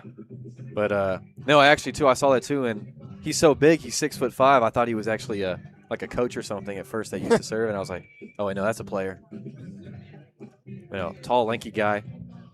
So far as he's warming up, looks like he's got good action on that slider. Good velo, too, probably sitting right around 90. I 100% have to agree with Pope Francis III that the mountains here in Alaska make the Texas Hill Country look like plains. I think San Marcos and the greater Hill Country area is a beautiful place. It does not compare to the surrounding ridges and mountain ranges that are here in Alaska. No, it's insane. And we're technically now outside of the valley because it's once you pass the river and get into Palmer, you're in the valley, which is surrounded by at least 3, maybe I think 4 separate mountain ranges. Is beautiful geographic location. Every day we're driving and we're in all of Pioneers Peak and all the other mountain ranges, but I'll pass to you. Will Millard on second after the leadoff double. Leads to a pitching change. Carrington out. Jack Florence in. He faces Kenyon Millar, who has the only other hit for the Miners today. It was a double. That double came in the top of the 4th.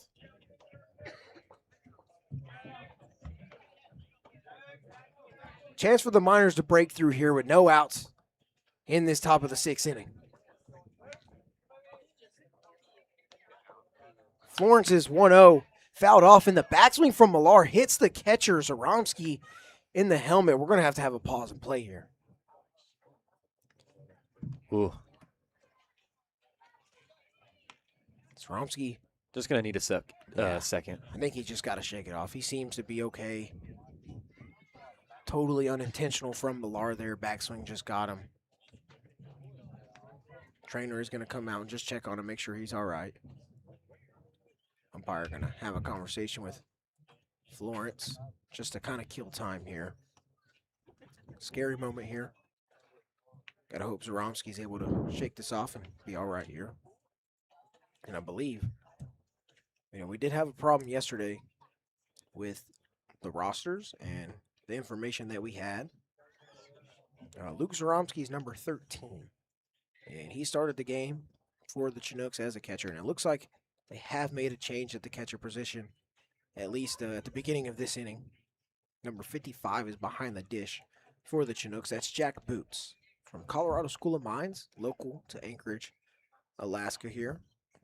Although he is listed as a pitcher. So, who knows? We're having our doubts trusting the roster here. Regardless, whoever is behind the dish, we hope they're all right. The thing is, most teams in summer ball, numbers are determined based on your size, right? Smaller you are, the lower number you get. And talking to some people here in Chugiak earlier today before the game, and said, we've had some guys changing their numbers. Coaches have been changing numbers without telling us, and then they don't know, we don't know, that sort of thing. So pretty confusing. But what can you do? Got to deal with it. And while this is still going on, we're going to pause for a quick break, but we'll be right back with some more baseball here. And, actually, perfect time. Speak of the devil. Right there. He heard us, said no. He said, I got it, guys. Thank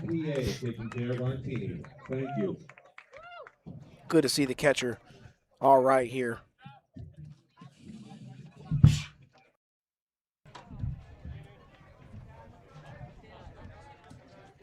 So we'll resume play here at top of the sixth. It's a 1-1 count to Canyon Millar.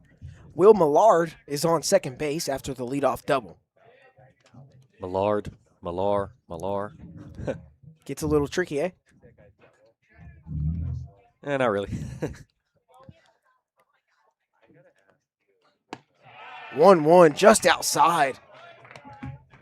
Everybody in, I want to say everybody in blue and red disagreed, but the Miners also happen to be wearing blue and red, or red, white, and blue. So it's 2-1 to Canyon Millar. Florence is offering. High heat at the letters there. Swung on and missed. Count now even. 2 balls, 2 strikes. I think Canyon might be so eager to hit, went chasing at the letters there. But that fastball had some good late rise, it looked like, from here. Kind of just stayed high. Millar looking to do damage. Has one of the 2 hits for the Miners today. 2-2. Thought about it. Great take by Millar. Check down to third. Umpire says he did not go around. Count runs full here. He went with that 2-2 slider, trying to kind of want to aim it at that back foot, but he wanted it. I let you know he really wanted it, but able to lay off. Very disciplined. Big pitch coming up here. Florence down 3-2 to Canyon Millar. Here's the payoff. Called strike 3 at the knees. Millar, hand on his head, doesn't believe it. It's a backwards K for the first out here in the top of the sixth. Yeah, I mean, that's a super, super close pitch. If you want me to be honest, it does look a little low, probably a ball or 2 below the knees, but out here they're probably going to have expanded strike zones all the time. It's an unfortunate take there. Millar thought he had ball 4. He looks at strike 3. Diesel Toast steps in now. Looks at a first pitch ball. So far on the day, Toast lined out to second, back in the second, and then flew out to center field in the 4th with a runner in scoring position. So far, 0 for 1 with runners in scoring position on the day. What can he do here with Millard on second? Florence is 1-0 outside. Total move ahead here to Oza. Ball from the catcher goes wide of Florence, but middle infielders doing their job, backing up their pitcher on the throwback. So we're in a tight one here in Chugiak. Chinooks lead it 1-0 over the Miners. First regular season game of the ABL season in 2026. Matt Sioux trying to climb their way back in it, down 1-0. Runner in scoring position. 1 out in the 6th. 2-0 just outside corner. Strike there for Florence. Toth didn't like it. It's 2-1 now. That's just a good 2-0 fastball. Pitcher's pitch, low and away corner. Perfectly placed. Toth just finished his freshman season at California Baptist as a Lancer, had a very impressive season overall as a group out of the WAC. Toth waves and misses at the 2-1.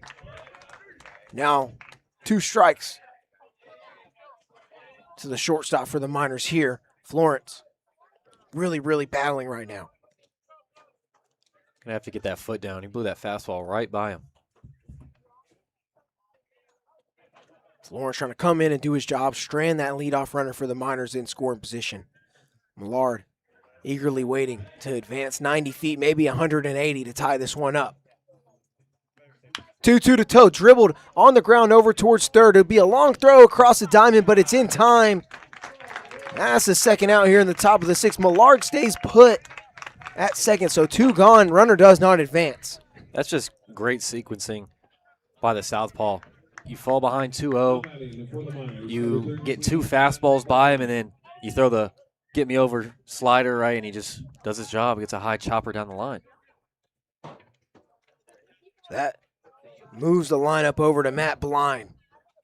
Center fielder so far in the night. He's 0 for 1, reach on a hit by pitch. Got all the way up to third in that top of the 2nd. Chance to come through here and tie things up for Matt Sue. Looks at a first pitch fastball at the knees. 0-1. Florence has come in and really attacked with that fastball. Been successful with it thus far. Blind last time up hit a hard liner over at second, that one hop green over there, and made a great backhander. So put bat on ball last time up. Florence is offering low for a ball, even things up.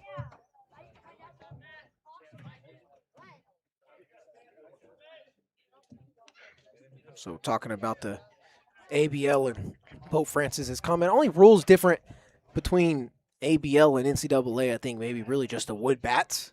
Totally different here, right? It's a development league. Get guys prepare for the pros. Is Blind will foul one off into the net.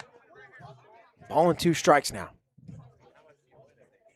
Other than that, though, off the top of my head, there's not anything drastic enough that it would, come across the mind that I think of it. This is pretty much just collegiate ball with wooden bats.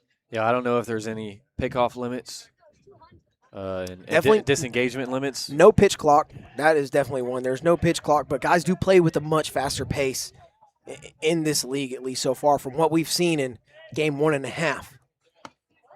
Florence misses with the 1-2. Deuces running wild here in Chugiak.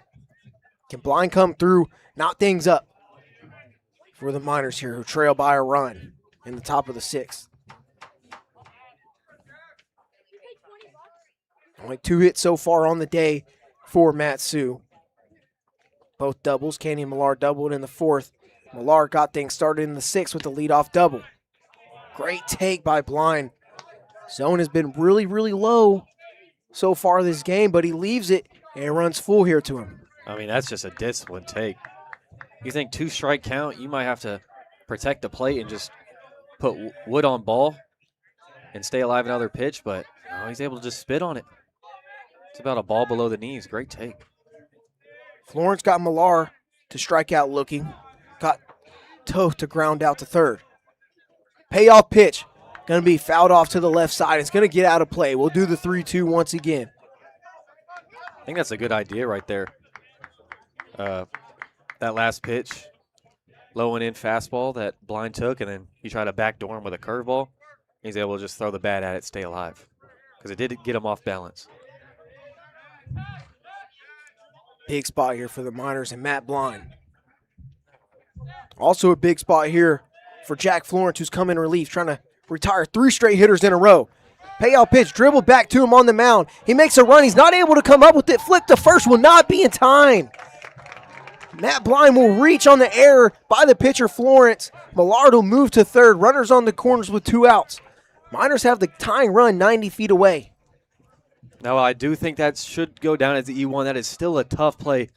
Super high bouncer to the right of the mound and also at a backwards angle. So he has to come off the mound at that awkward angle and try to catch it over his shoulder and then try to make a flip, but he can't get the over-the-shoulder part done. So Should go down as an error. I agree. Cash Millar steps in, the 7-0 hitter for the Miners. Walked last inning when he came up to the plate. First pitch fastball outside part of the plate. Didn't like it, but it's a strike anyways. Millar got all the way to second, and then on a ground ball to the shortstop, Allen, Chugiak went with the aggressive play and threw Millar out, going to third with no force. It ended up being a big play. Millar hits this one foul to the left side. Quickly down 0-2 to Florence. Yet another opportunity for Cash Millar with a runner in scoring position. He came through yesterday. Scored Inoue after his double with a, or not after his double, scored Inoue on second with a single, hard single that is, through the left side of the infield. Trying to do that again. 0-2 to Millar. Runner goes towards second. This one hit off the hands towards short.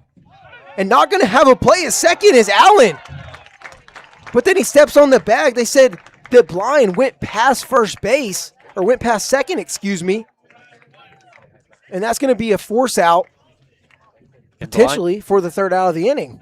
Blind's pleading that he had his foot on the bag. It looked like he did.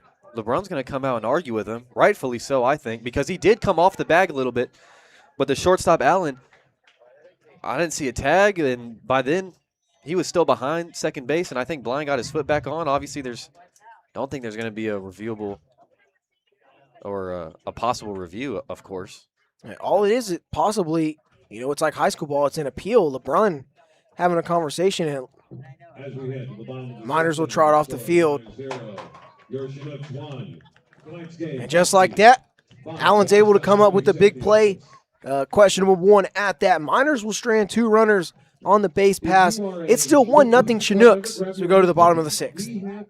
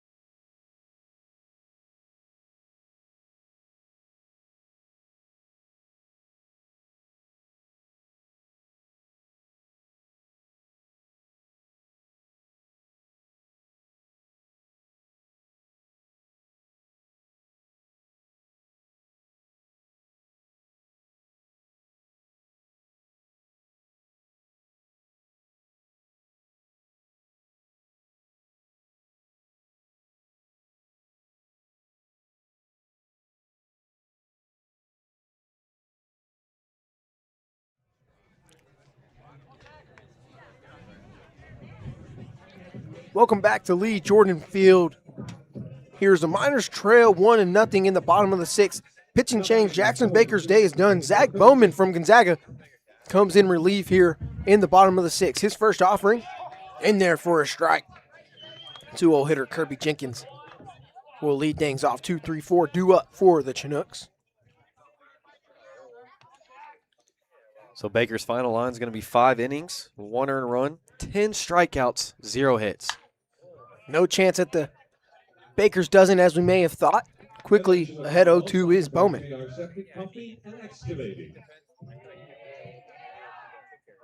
Bowman, a guy somewhat familiar with him. Gonzaga came and played a weekend series in San Marcos against Texas State. I had the pleasure of calling one of those games, and Zach Bowman was actually starting the game that I did call. 0-2 just misses. Ball and 2 strikes to Jenkins here. Bowman, a part of a really, really impressive Bulldog squad that just missed out on an at-large bid. Right, of course, not winning the conference certainly does hurt. 2 balls and 2 strikes to Jenkins here.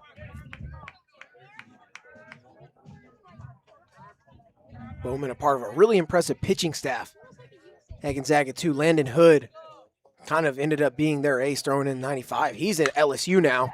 Jenkins going to hit this one into right center field. Giving chase and making the play on the run is Blind. That's the first out here in the bottom of the sixth. That was a laser towards the right center field gap, but it hung up just a little bit too long and Blind. Just like Akers, super quick. Maybe just not as quick, but still able to get it in stride. Good job by Blind. Come on and make that play. There been a lot of balls hit into the alleyways here over yesterday and then this game today. But, I mean, just all three outfielders for the Miners and the Chinooks have done a good job cutting things down for the most part. Cal Whiff steps in and looks at a ball.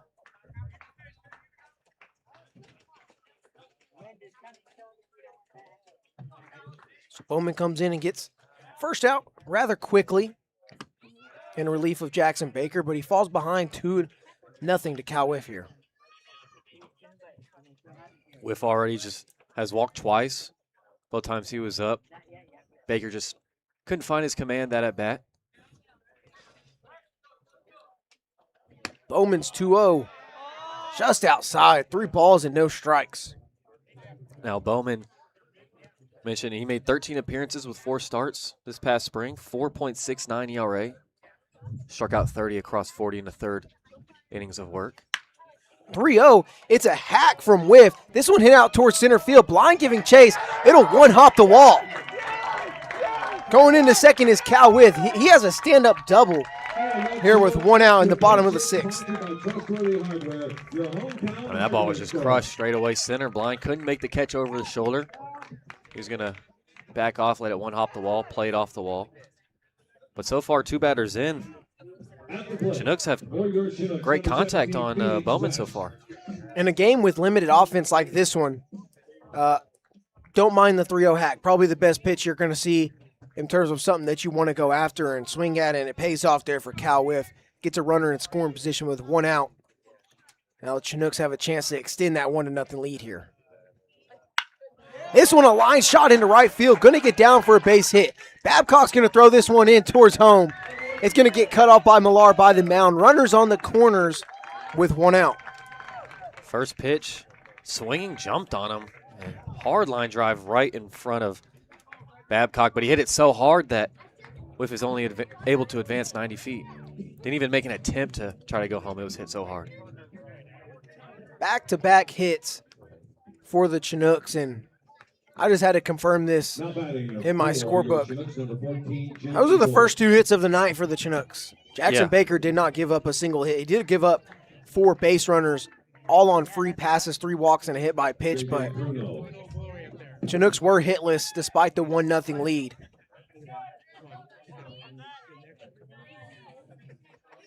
Zach Bowman has entered the game in relief of Jackson Baker, and he's seen 3 hitters. That is no more. His first pitch to Zaromski's going to get fouled off the other way, and it's another one of those situations where they may have changed a number or what we were given was wrong. Zaromski should be up the 5-hole hitter here. This guy's wearing number 14, would be J.D. Wolf. Not sure about that. Number 14 is going to hit a blooper over towards second. Play is going to be made by Cash Millar. Runners will retreat back to the bags. 2 outs, and they're still on the corners.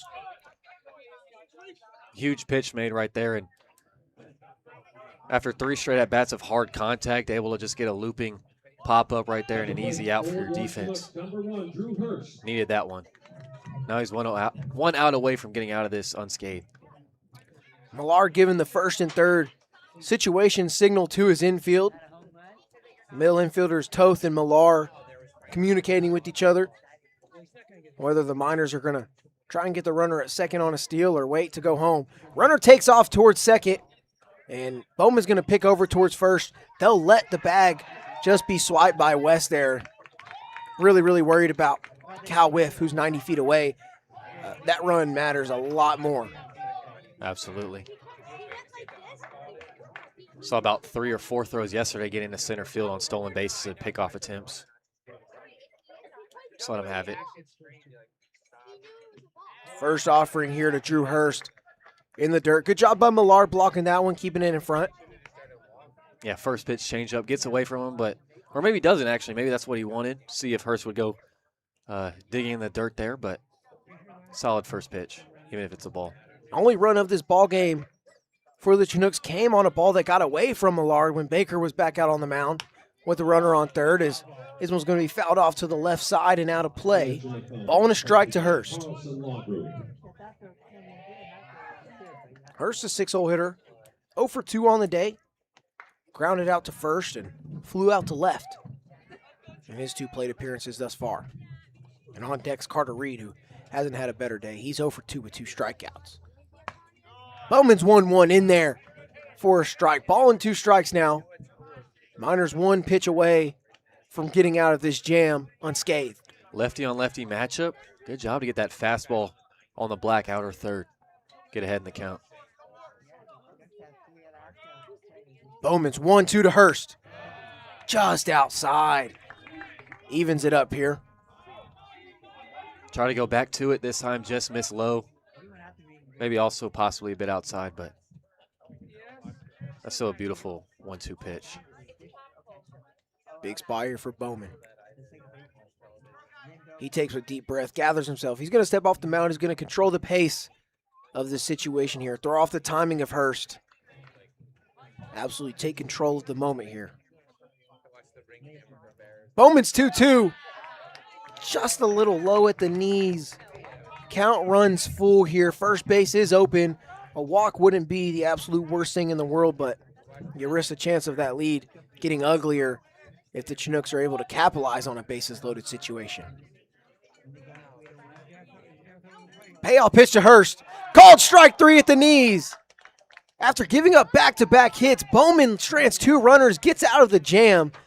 The Miners still only down 1-0 as we go to this back third. Miners 0, your Chinooks 1 tonight's game.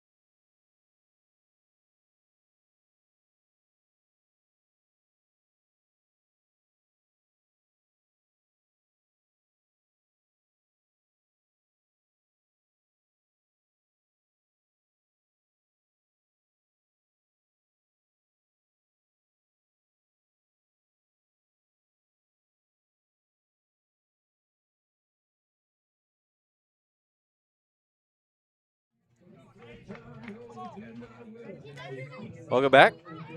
Top of the 7th. We've hit the back third. Chugiak still with a 1-0 lead.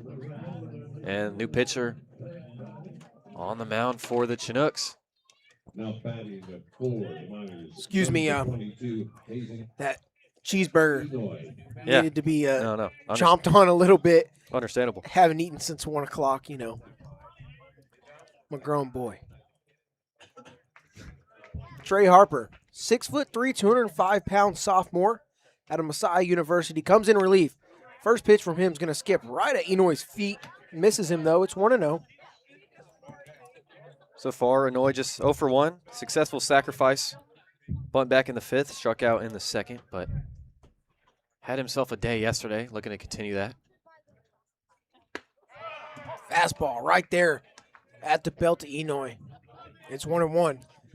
Matsu down 1-0. Only 2 hits for them in this ballgame. Only 4 hits combined in this ballgame. It's been a pitcher's duel thus far. 1-1 misses. 2 balls and a strike now. And to be honest with you, I didn't expect this after the 14-5 offensive implosion that was yesterday where the Miners won the non-league contest. Yeah, all the pitchers just absolutely shoving. 3 balls in a strike now to Hazen Enoy to lead off this top of the 7th inning. It'll be 8-9-1 due up. Parks on deck, Akers in the hole. And his dad actually just reached out to us about 20, 30 minutes ago. 3-1 to Enoy, misses. It's a 5-pitch walk, just like that. Leadoff base runner on for Matsu. So he got that first pitch strike on an inside fastball, kept going in with that inside fastball, and Enoy didn't let it get to his head and didn't force anything and try to chase inside. It's a good job from the high school grad to stay disciplined.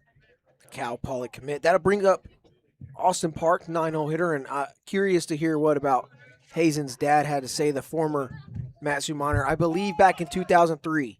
Park Yeah. shows bunt. That one's back picked behind the dish by Pruno, who's come into the game to catch for Chugiak. Yeah, just for some context on Enoy, so he's a legacy Miner, if that's how you want to say it, but he played for the Miners in 03. He had just finished his freshman year at Hawaii, and he actually was drafted in 2006 by the White Sox in the 21st round. But Park shows bunt on the 1-0. It's called a ball, though. But he said probably one of the best memories of playing summer ball was being up here in 03. But he also said, Hazen, and we already know this about him, loves to fish and surf when he's not playing. I imagine a guy from Hawaii does like to surf. Yeah, but he was showing fish photos the other day on the team van to everyone about some Hawaii fish and whatnot, because they do look really pretty. But he said, I once took him surfing on the first day. He was able to use his GoPro and ended up capturing the moment when he realized he had been stung by a jellyfish. So watch out. Park shows bunt on the 2-1. That one misses.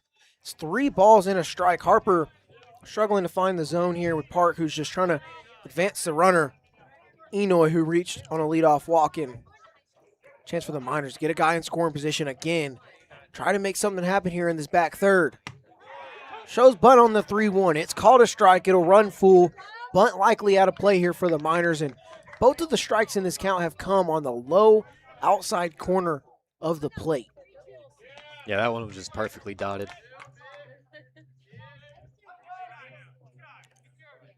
Harper takes a deep breath. Here's the payoff pitch. That one going to be hit right back to him. Off his leg. Hurst going to barehand it from third. Not going to be in time. Runners on first and second with no outs. Miners get a little bit of luck, and they got something cooking.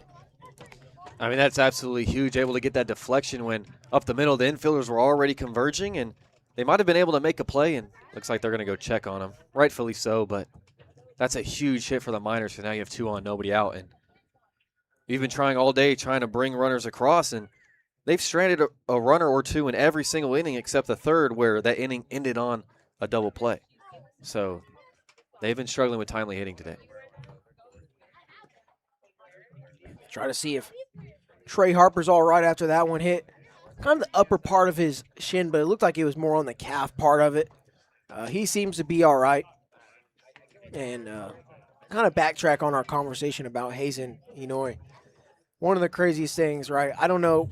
You think Hawaii, like tropical and fruity and stuff like that. Yeah. So like lemonade. Yeah. Dude likes lemonade. We know that. He had lemonade last night. Yeah, we had dinner with him last night. But he never has had an Arnold Palmer. I guess T ain't. And he didn't want to try it either, though. That's the part that blows me away. Akers steps in, shows bunt. I guess T's just not that big in Hawaii.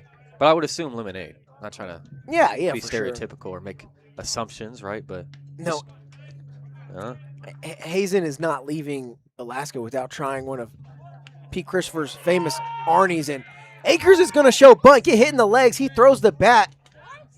How about that? Miners have him juiced in one of the most unorthodox ways possible. With no outs here in the top of the 7th, down 1. 2-0 hitter Jackson Babcock getting ready to step in. I mean, this guy, Akers, man. Past 3 plate appearances, walk, hit by pitch. What does he do? He just gets on base. Yesterday went 2 for 5 with a hit by pitch as well. He's reached 3 times. So back-to-back nights, he's reached 3 times. That's super valuable from the leadoff guy. Guy that got on base over half the time at East Central University in Oklahoma. I'm going to have to ask him about his prospects, maybe transferring, who knows, but he's had back-to-back insane seasons. You'd think he'd be able to go somewhere a little bit more prestigious. No hate to East Central, but he seems like he could definitely play. This one off the end of Babcock's bat. Flip to second and on to first. He's safe at first. Said the foot of Reed was off the bag at first. Only one out is going to be recorded here. Miners tie it up off a Babcock fielder's choice that results in an RBI. That's absolutely huge. Even if they were able to turn the double play, just able to put it on the ground and get the tying run in to score, that's the minimum, right? Well, now even better. Now you have runners on the corners, only one away. Leading run, 90 feet from home. But Babcock, once again, coming through with another RBI. He had 3 last night. Doing his job. And so conversation from the umpires here. Appeal from Chugiak, and they'll rule on the appeal that it is safe at first. Easton Babe, the head coach of the Chinooks, wanted to appeal that one. So with the bases loaded, the ground ball to short by Babcock scores Enoy, who reached on a walk. Austin Park, who reached on a single off the leg of Harper. He's on third. Nobody's on second. This is a ground ball to third. Flip over to second. On to first. This one's picked. Foot's on the bag. It's in time. It's a double play. So just like that, the threat is over. But not before Matsu ties it up at 1 as we go to the bottom of the 7th here at Lee Jordan Field.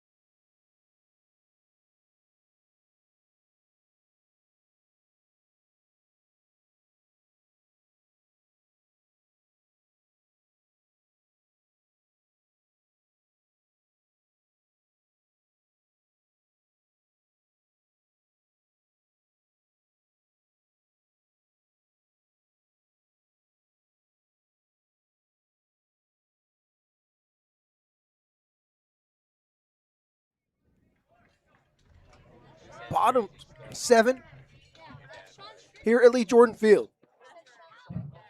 1-1 ball game now. Bowman back out there. Berger getting the best of him. Yeah, it is. Maybe a little dry, maybe? Yeah, I don't know if the ketchup mustard made it less dry or what. Or more dry. Yeah, I don't know. It didn't help. It's 1-1 here. Carter Reed, 7-0 hitter who leads off. This is bottom of the 7th. He's over 2 with a couple of strikeouts. Was victims of Jackson Baker. It's 1-2 now. Just one of 4 guys who struck out multiple times against Baker. He was mowing through him. Bowman here misses with the 1-2. It's 2 balls and 2 strikes. That's a good changeup. You can use that as a great setup pitch. Maybe if you want to come into the zone 2-2, fastball at the knees. Bowman's 2-2 offering. That one just going to be fouled off. Right towards us. Reed will stay alive here. And so Bowman, talk about last inning back in the 6th. Really had to battle. Got a fly out to start the inning and then Gave up a double and a single. Back-to-back hits. It's a 2-2 be swung on and missed.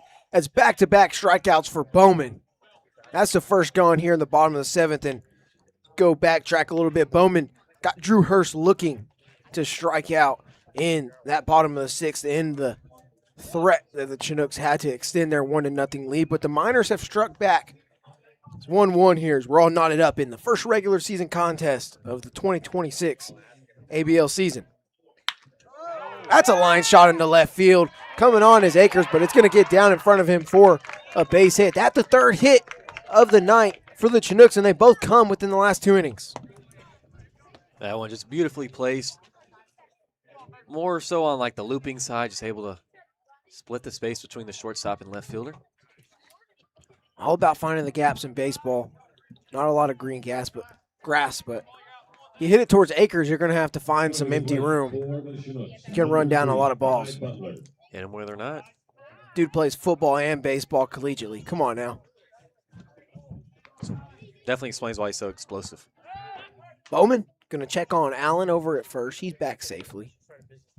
He also just looks like a guy I could hit over the head with like a piece of rebar, and he just does not flinch. He just screams at you and says, "Do it again." Something like that. Like what is it? For the Giants. Scatterboo? Yeah, exactly. Yeah, kind of gives off that aura. Think Akers the type of guy that'd run into a tree, Growing up, we just run into a telephone pole. runs into the trash I can don't and know. just runs into it again. Has that look about him? Luke Smith said, "Yeah, that is certainly Tyler Akers." In fact, he took a bite out of the rebar too. Certainly gives off those vibes. I mean, hey, to be the leadoff hitter and get on base the way he has been, you got to be scrappy, especially in the game of baseball. It's a 1-0 cut on and missed by Kai Butler, who's 0 for 1 today, but he did reach on a walk in the 3rd, and he scored the only run for the Chinooks so far on that pass ball that got past Millard when Baker was still out there. This ball's going to be dribbled over towards 3rd. Park throws it on to 2nd. Millar's relay over to 1st in time. Ooh. That should end the threat. Pending an appeal. Bowman smiles as he struts off the mound. That should do it through 7 innings, though. And it will do it. We're tied 1-1. We'll go to the 8th. Miners are going to climb on top for the first time tonight.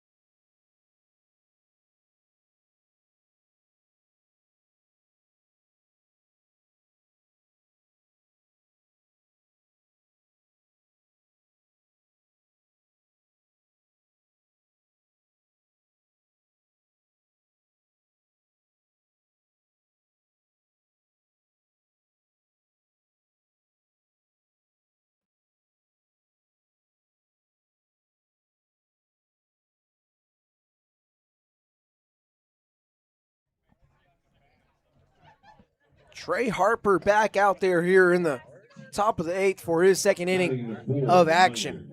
He'll face heart of the order. 3, 4, 5 due up for Matsu. They scratch a run across in the top of the 7th to knot this thing up at 1 apiece. Here comes a guy who has 1 of the 3 hits on the day. He's going to hit this one towards Green over at 2nd. Throw on the run in time over to 1st. 1 pitch and 1 out for Harper here in the top of the 8th. Just to get a good job to get him out in front. Just get an easy rollover. And, of course, Green over at 2nd gobbles it up like he's done all night. Also want to mention over the past couple of days, we've noticed, because when we first came here, it was quite chilly. right, first couple of days, but it's really gotten much warmer and the trees have really lushed out. Just thought that was interesting. Yeah, it is. It is. We were told that you give it a few days when it warms up, and then boom, overnight, you think, just absolutely 3 months pass by seasonally. As that brings up Diesel Toth. Toth 0 for 3 on the day. Line out to second, fly out to center, and ground out to third. Looks like he's about to get on for the first time this evening, though, as he's ahead 3-0 to Harper here, who one pitch and one out was able to get Kenny Millar retired to start this top of the 8th inning. 3-0 misses. 4-pitch walk. Toth is on board for the first time tonight. 1 out base runner for Matsu. Good job. Just he could not find the zone right there at all, but good job to leave that fastball high. Doing some math here. 8 total outs that have been recorded have involved Green over at second touching the ball. He's been phenomenal. No errors on his part. First pitch is going to be hit foul territory by Blind. He'll go down 0-1 here. So, yeah, 8 total putouts involving Green at second. And totally different look for the Chinooks today. I know they have a few errors, but it hasn't been as painful and detrimental today. They've been able to stay in this ball game and really been in the driver's seat this whole time. It's been 1-0 until the top of the 7th, where the Miners were able to tie it. But then again, Matsu was really threatening with bases loaded and runners on the corners, and they were able to get out of it. And Chugiak, props to them, they've kept this one close, and they made it tough on Matsu. Runner goes. Blind's going to foul this one off straight back. Hit and run on there for the Miners. Trying to get something going with some guys in action and in motion there. Blind times it up really well. Just a little bit under it.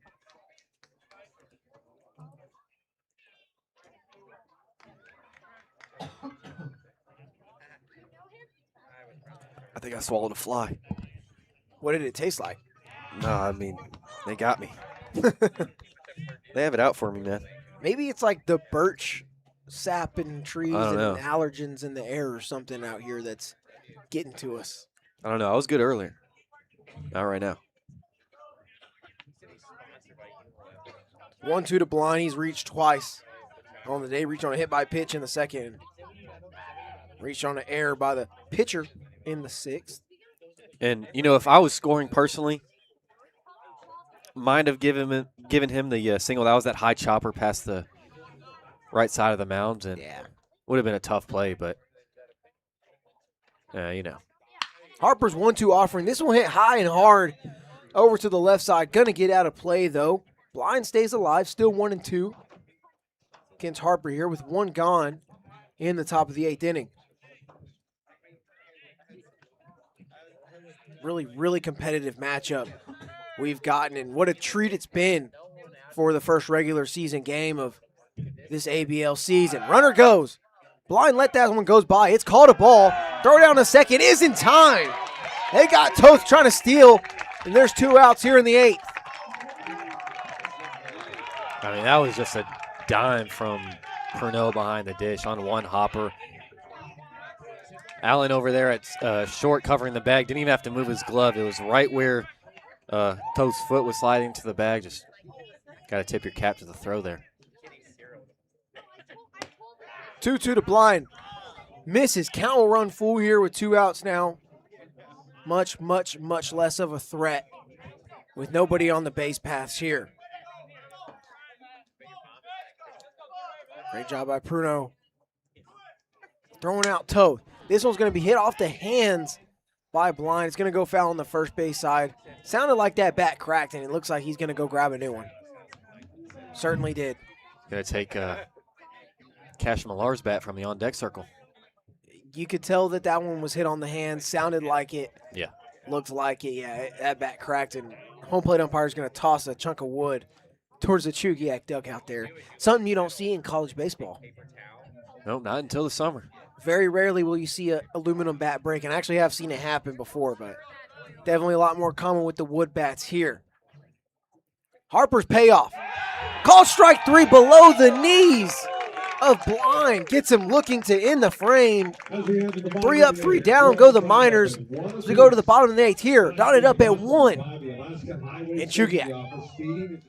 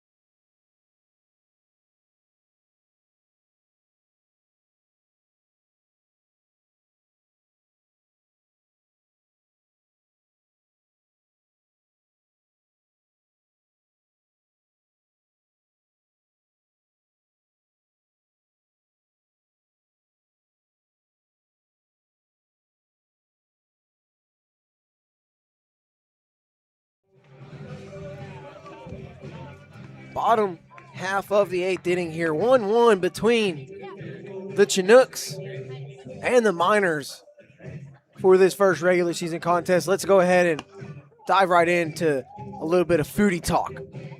So, back-to-back days in Chugiak, I've now had a hot dog and I've now had a burger. Yeah, me too. All right, only ABL food I've gotten to taste so far, and I decided yesterday during the game when they brought me a hot dog, which also thank you to Chugiak for providing food to the press box. Much appreciated. I said I'm going to rate every hot dog in the ABL, see who's got the best one. And I'll do it for burgers. And I'll join in on the hot dog too. Reese Vassar steps in against Zach Bowman here in this bottom of the 8th, leads things off with the ball. So I was only going to do hot dogs, but then last night, one of the guys on the Miners, Connor Mundy, said, you've got to have a Miner burger. This is going to be a line shot into left center field. Going to get down for a base hit. Akers will cut it off. It's a leadoff single for Chugiak. That's just a good barrel. Perfectly placed right over the head of Toth over at short. Thankfully, he didn't get too much where it's extra bases. Akers all over it. So Vassar was pinch hitting there for Tate Green, the leadoff guy for the Chinooks, who was 0 for 3 with 3 strikeouts, and he does a job. Leadoff single here in the bottom of the 8th off of Bowman. At the 4th hit, Bowman has given up, and all 4 hits for the Chinooks have come off Zach Bowman. That brings up Kirby Jenkins, who's 0 for 3 on the day as well. Ground out, a couple of ground outs and a fly out. Bowman will miss with the off-speed outside. It's 1-0. And yeah, so I was told that you got to try a Miner burgers. There's something about these Miner burgers at Herman Brothers Field. I'm excited. Wednesday. I'm really excited about that because, you know, I love me some food and I love me some free food, especially burgers and hot dogs. Nothing better than baseball, burgers, hot dogs. Nope. Beautiful weather like it is right now. What did you think of that dog, though? The hot dog in Chugiak, you know, I'd probably give it an 8.6. Generous scale. Like, you can't really give me a hot dog below a 7, first of all. So maybe for now, since you haven't put it up against anything, maybe give it a 6 or 7. You think maybe? No joke intended. No, I mean, I can't put anything. I can't really put a hot dog below a 7. Like, it's kind of hard to mess up a hot dog. Even if it's just cold out the package, I'd still probably give it a 7.5. It's fair. Bowman's 2-1 to Jenkins. Fouled off, out of play. 2 balls and 2 strikes. Thoughts on the bun it was paired with? I have my grievance. Yeah, it really wasn't a traditional hot dog bun. It was interesting, but the hot dog was longer than the bun. And I thought the hot dog overall tasted a little bit more like sausage than actual hot dog, which is not a problem. I do like sausage. but it had an interesting flavor, but it was still good. It's going to be a base hit the other way from Jenkins. Gets into right field. Babcock throws it all the way over to third. Tag's going to be in time. Park gets the tag down. Babcock with the beautiful relay throw from right all the way to third. That's the first out here in the bottom of the 8th. What an absolute seed from right field. Babcock, one hopper to third.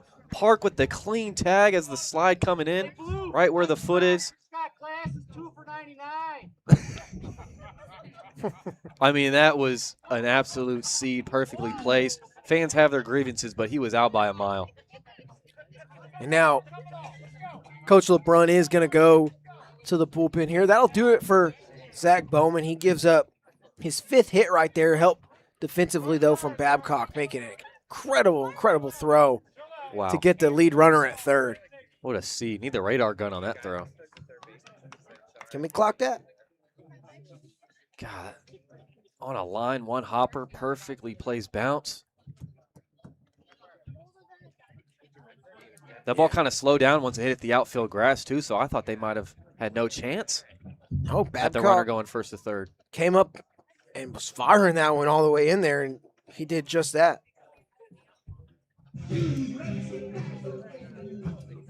Impressive job by him.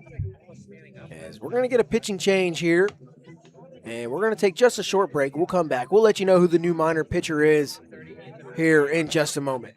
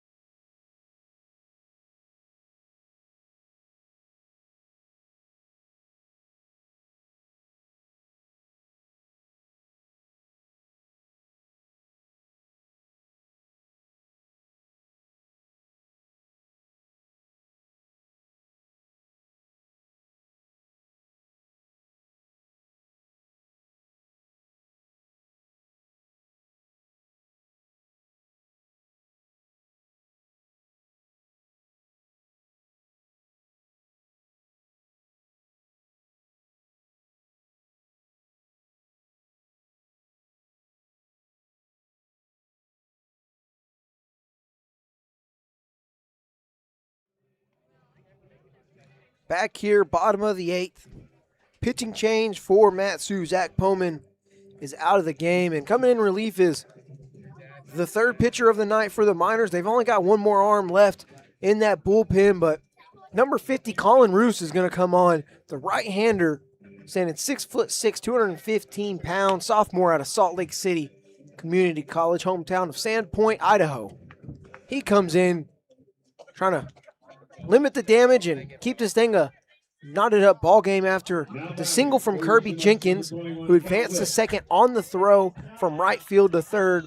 Babcock gets a 9-5 put out all the way over to Park at third, gets the lead runner Vassar on his way to third, and just an incredible throw all the way from right field to get the first out here in this bottom of the 8th. Roos' first pitch of 2026 ABL season's outside for a ball to Cal Whiff, 3-hole hitter for the Chinooks. Be interesting to see. Last pitched over 2 weeks ago against Midland College in Texas. Good old Midland. Long look over at second. 1-0. That one's going to be hit off the hands over towards short. Going to be a tough play for Toth. And Toth gets the put out there over at first. Runner does move up to third. Runner 90 feet away with 2 gone here. Good job. Inside on the hands, get a weak little looper towards short. Toth able to make the play. Good job by Toth there. That one's a little bit of a tougher one because as Jenkins is going from second to third, that ball nearly hits him and he kind of gets in the way of it. You lose sight for a second. But good play as Phoenix West steps in Fouls off the first pitch he sees from Roos. Just absolutely blows me away that Phoenix West is batting with no batting gloves and a wooden bat. Super tight pants, too. And his feet are quite literally right next to each other early in his stance. Fastball inside on Roos is quickly 0-2. Goes very modern with the lower half and above the belt. Pastime. Baggy jersey, no gloves, no accessories, all business, but go ahead, show off them legs, son. Phoenix West, Harding University, D2 over on the east side. This one's going to go right back to Roos, hit off of him. Play's going to go from Park over to first, and it's not in time. Jenkins comes in to score. It's 2-1 Chinooks. And man, this game has just been interesting. I mean, nothing orthodox about the way we've gotten to this point. I mean, hard ball right back up the middle. I mean, man, just unfortunate. No attempt for your middle infielders to make a play. Super hard play to be made over there at third by Park. And sometimes it's just the way the cookie crumbles. That surely is just baseball. Roos, nothing he could do about that one. Hard ball hit right to him and made it tough play on Park over at third. Pernod will step in here. He'll see a first pitch strike from Roos. So Miners now 3 outs to work with to tie this ball game up, to not start the season off 0-1 in regular season play.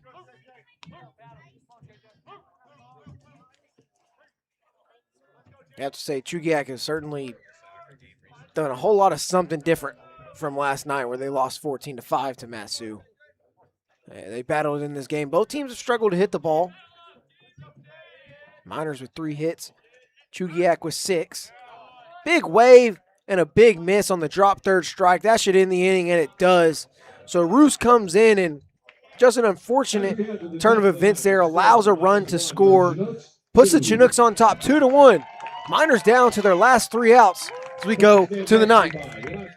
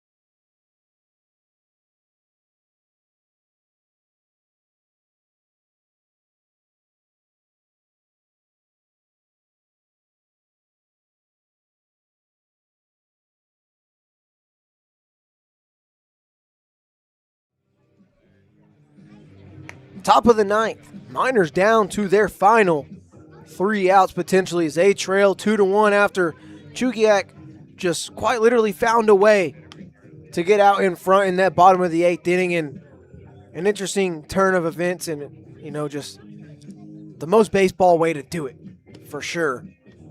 As Miners down to their last breath, and it's 7, 8, 9 due up. Millar, Enoy, and Park. Part of the last breath for Matsu here. Yeah, they're just going to have to figure something out. Cash Millar lead it off here. Quite literally last game the Miners played where they were down heading to the 9th was last year, the championship game, and they came back and won it all. Obviously a different team, but sometimes it's an organizational thing. It's like the Mets or something. Yeah, but the Miners aren't like the Mets, but I know what you mean. Yeah, it's like the opposite, but you know what I'm saying? Yeah. Like, you can spend a lot of money, but everyone's still going to say, hey, it's still the Mets, you know? Yeah. Sorry, P. I know he's a Mets fan, but he would understand more than anyone, I guess. It's a new pitcher on the mound for Chugiak to close it out. Outside. Starts off with 2 balls, make it 2 notes. Evan Rossi, the 6'3", 200-pound senior from Seton Hill out of Pittsburgh, Pennsylvania, coming in looking for his first save of this summer ball season. This is a blooper over into center field. It's going to get down in front of Jenkins for a base hit. Just like that, Millar starts things off right. The leadoff single here in the 9th. Huge at-bat coming in, down a run now. Leading things off with a single. Super huge from the Millar kid. Had 2 last night. Miners have life here, and it's the 18-year-old Hawaiian Hazen Inoue stepping in now. He shows bunt. He's going to try to lay this one down, but it gets past him and goes foul. Coach LeBrun wanted to go small ball here. He certainly loves to do such thing. Trying to get that guy into scoring position with 1 out. Let your guy Park or maybe even Akers come up and have a chance to tie this one up. Now Hurst over at third is going to be way in front of the bag. Rossi's 0-1. Another bunt from Inoue. This one beautiful down the first baseline. Can he run it out? He's going to get tagged, but the ball's dropped, and they're going to call Inoue out here. Rossi dropped the ball, trying to tag Inoue there. Wow, one a beautiful, beautiful bunt. Then you get tagged, ball gets dropped, and the ball just unfortunately just finds its way into the first baseman, Reed's mitt, while he's standing on first. At the plate for the Miners, number 11, Austin Park. This unfortunate turn of events after you think you might have a error or single, however you would score it. But nonetheless, still another beautiful sac bunt from Inoue there, getting his job done. Yeah, that's his second of the day, and man, this has just been a really interesting ball game. It doesn't look too crazy in the scorebook, but if you've just seen what's been happening and following along with us over these last almost 9 innings, there's a lot of funky things going on. Park steps in, fouls off first one he sees. Cash Millar's in scoring position after Hazen Inoue's sac bunt. He does the job. There's a runner on second with 1 out after Millar's leadoff single here in the 9th. It's Evan Rossi, senior from Seton Hill, trying to get the save and close the door on the Miners. 0-1 outside, evens things up here to Park. Great take, leaving that slider low and away, spitting on it. Not getting too much out of your shoes in a tense situation. Miners still have life, working with 2 outs here in the top of the 9th. Wind blowing right towards the scoreboard over in left center field. Big heater waving a miss. That one just blown by Park there by Rossi. It's 1-2 now. There's a lot of room. And really both gaps in the outfield, and especially down that left field line. Park could pull something with that wind helping him too. It would tie this one up more than likely. Rossi's 1-2. That one hit off the hands towards second. Green's going to make the play on to first. And that's the second out. But the Miners have a runner 90 feet away here. Something's got to give. Probably the guy they won up most, too, Akers. He's been on base 3 straight times. 6 times already through the first, quote-unquote, 2 games, counting that exhibition last night. So it is Tyler Akers, the leadoff hitter from East Central Oklahoma. See if he can get things done in the clutch moment for the Miners. This one a chopper over towards second. Green's got it. Flip over to first. Big stride, but they said it's in time. Akers doesn't believe it. And I mean just by an inch, by half a step. It's likely going to end the ball game. The regular season of this 2026 ABL summer ball season starts off with the Chinooks taking down the Miners in Chugiak by a score of 2-1. Great ball game, great contest. Miners just on the wrong side of this one. That's a tough loss. Yeah, super tough loss, especially right there. It almost looks like Akers beat it out on that high chopper flying down that line. And, man, by the I forgot the saying, skin of the teeth. Yeah. Ah. But So- you get 36, so that's just one of them. Yeah, 35 more left to go. Miners drop to 0-1. Chinooks improve to 1-0. As the night, Miners really struggled, did not get many hits whatsoever throughout this ball game. Only 4. So Miners score 1 run on 4 hits, as the Chinooks score 2 on 6 hits. They had 3 errors in the field, but like I said, Miners fall down to 1-0 to start off the regular season here. And Ben, do you have any thoughts as we wrap this up right here? Home opener on Wednesday. Tune in. Miners looks to bounce back. Wednesday, Miners look to get revenge over the Chinooks at Herman Brothers Field. Home opener of 2026. Don't miss it. That game will be on YouTube right here, Matsu Miners Baseball on YouTube, or come on out to Herman Brothers Field and come watch the Miners for the first time in 2026. From Caden Bessent and Ben Cameron, thank you so much for tuning in, and we'll see you on Wednesday.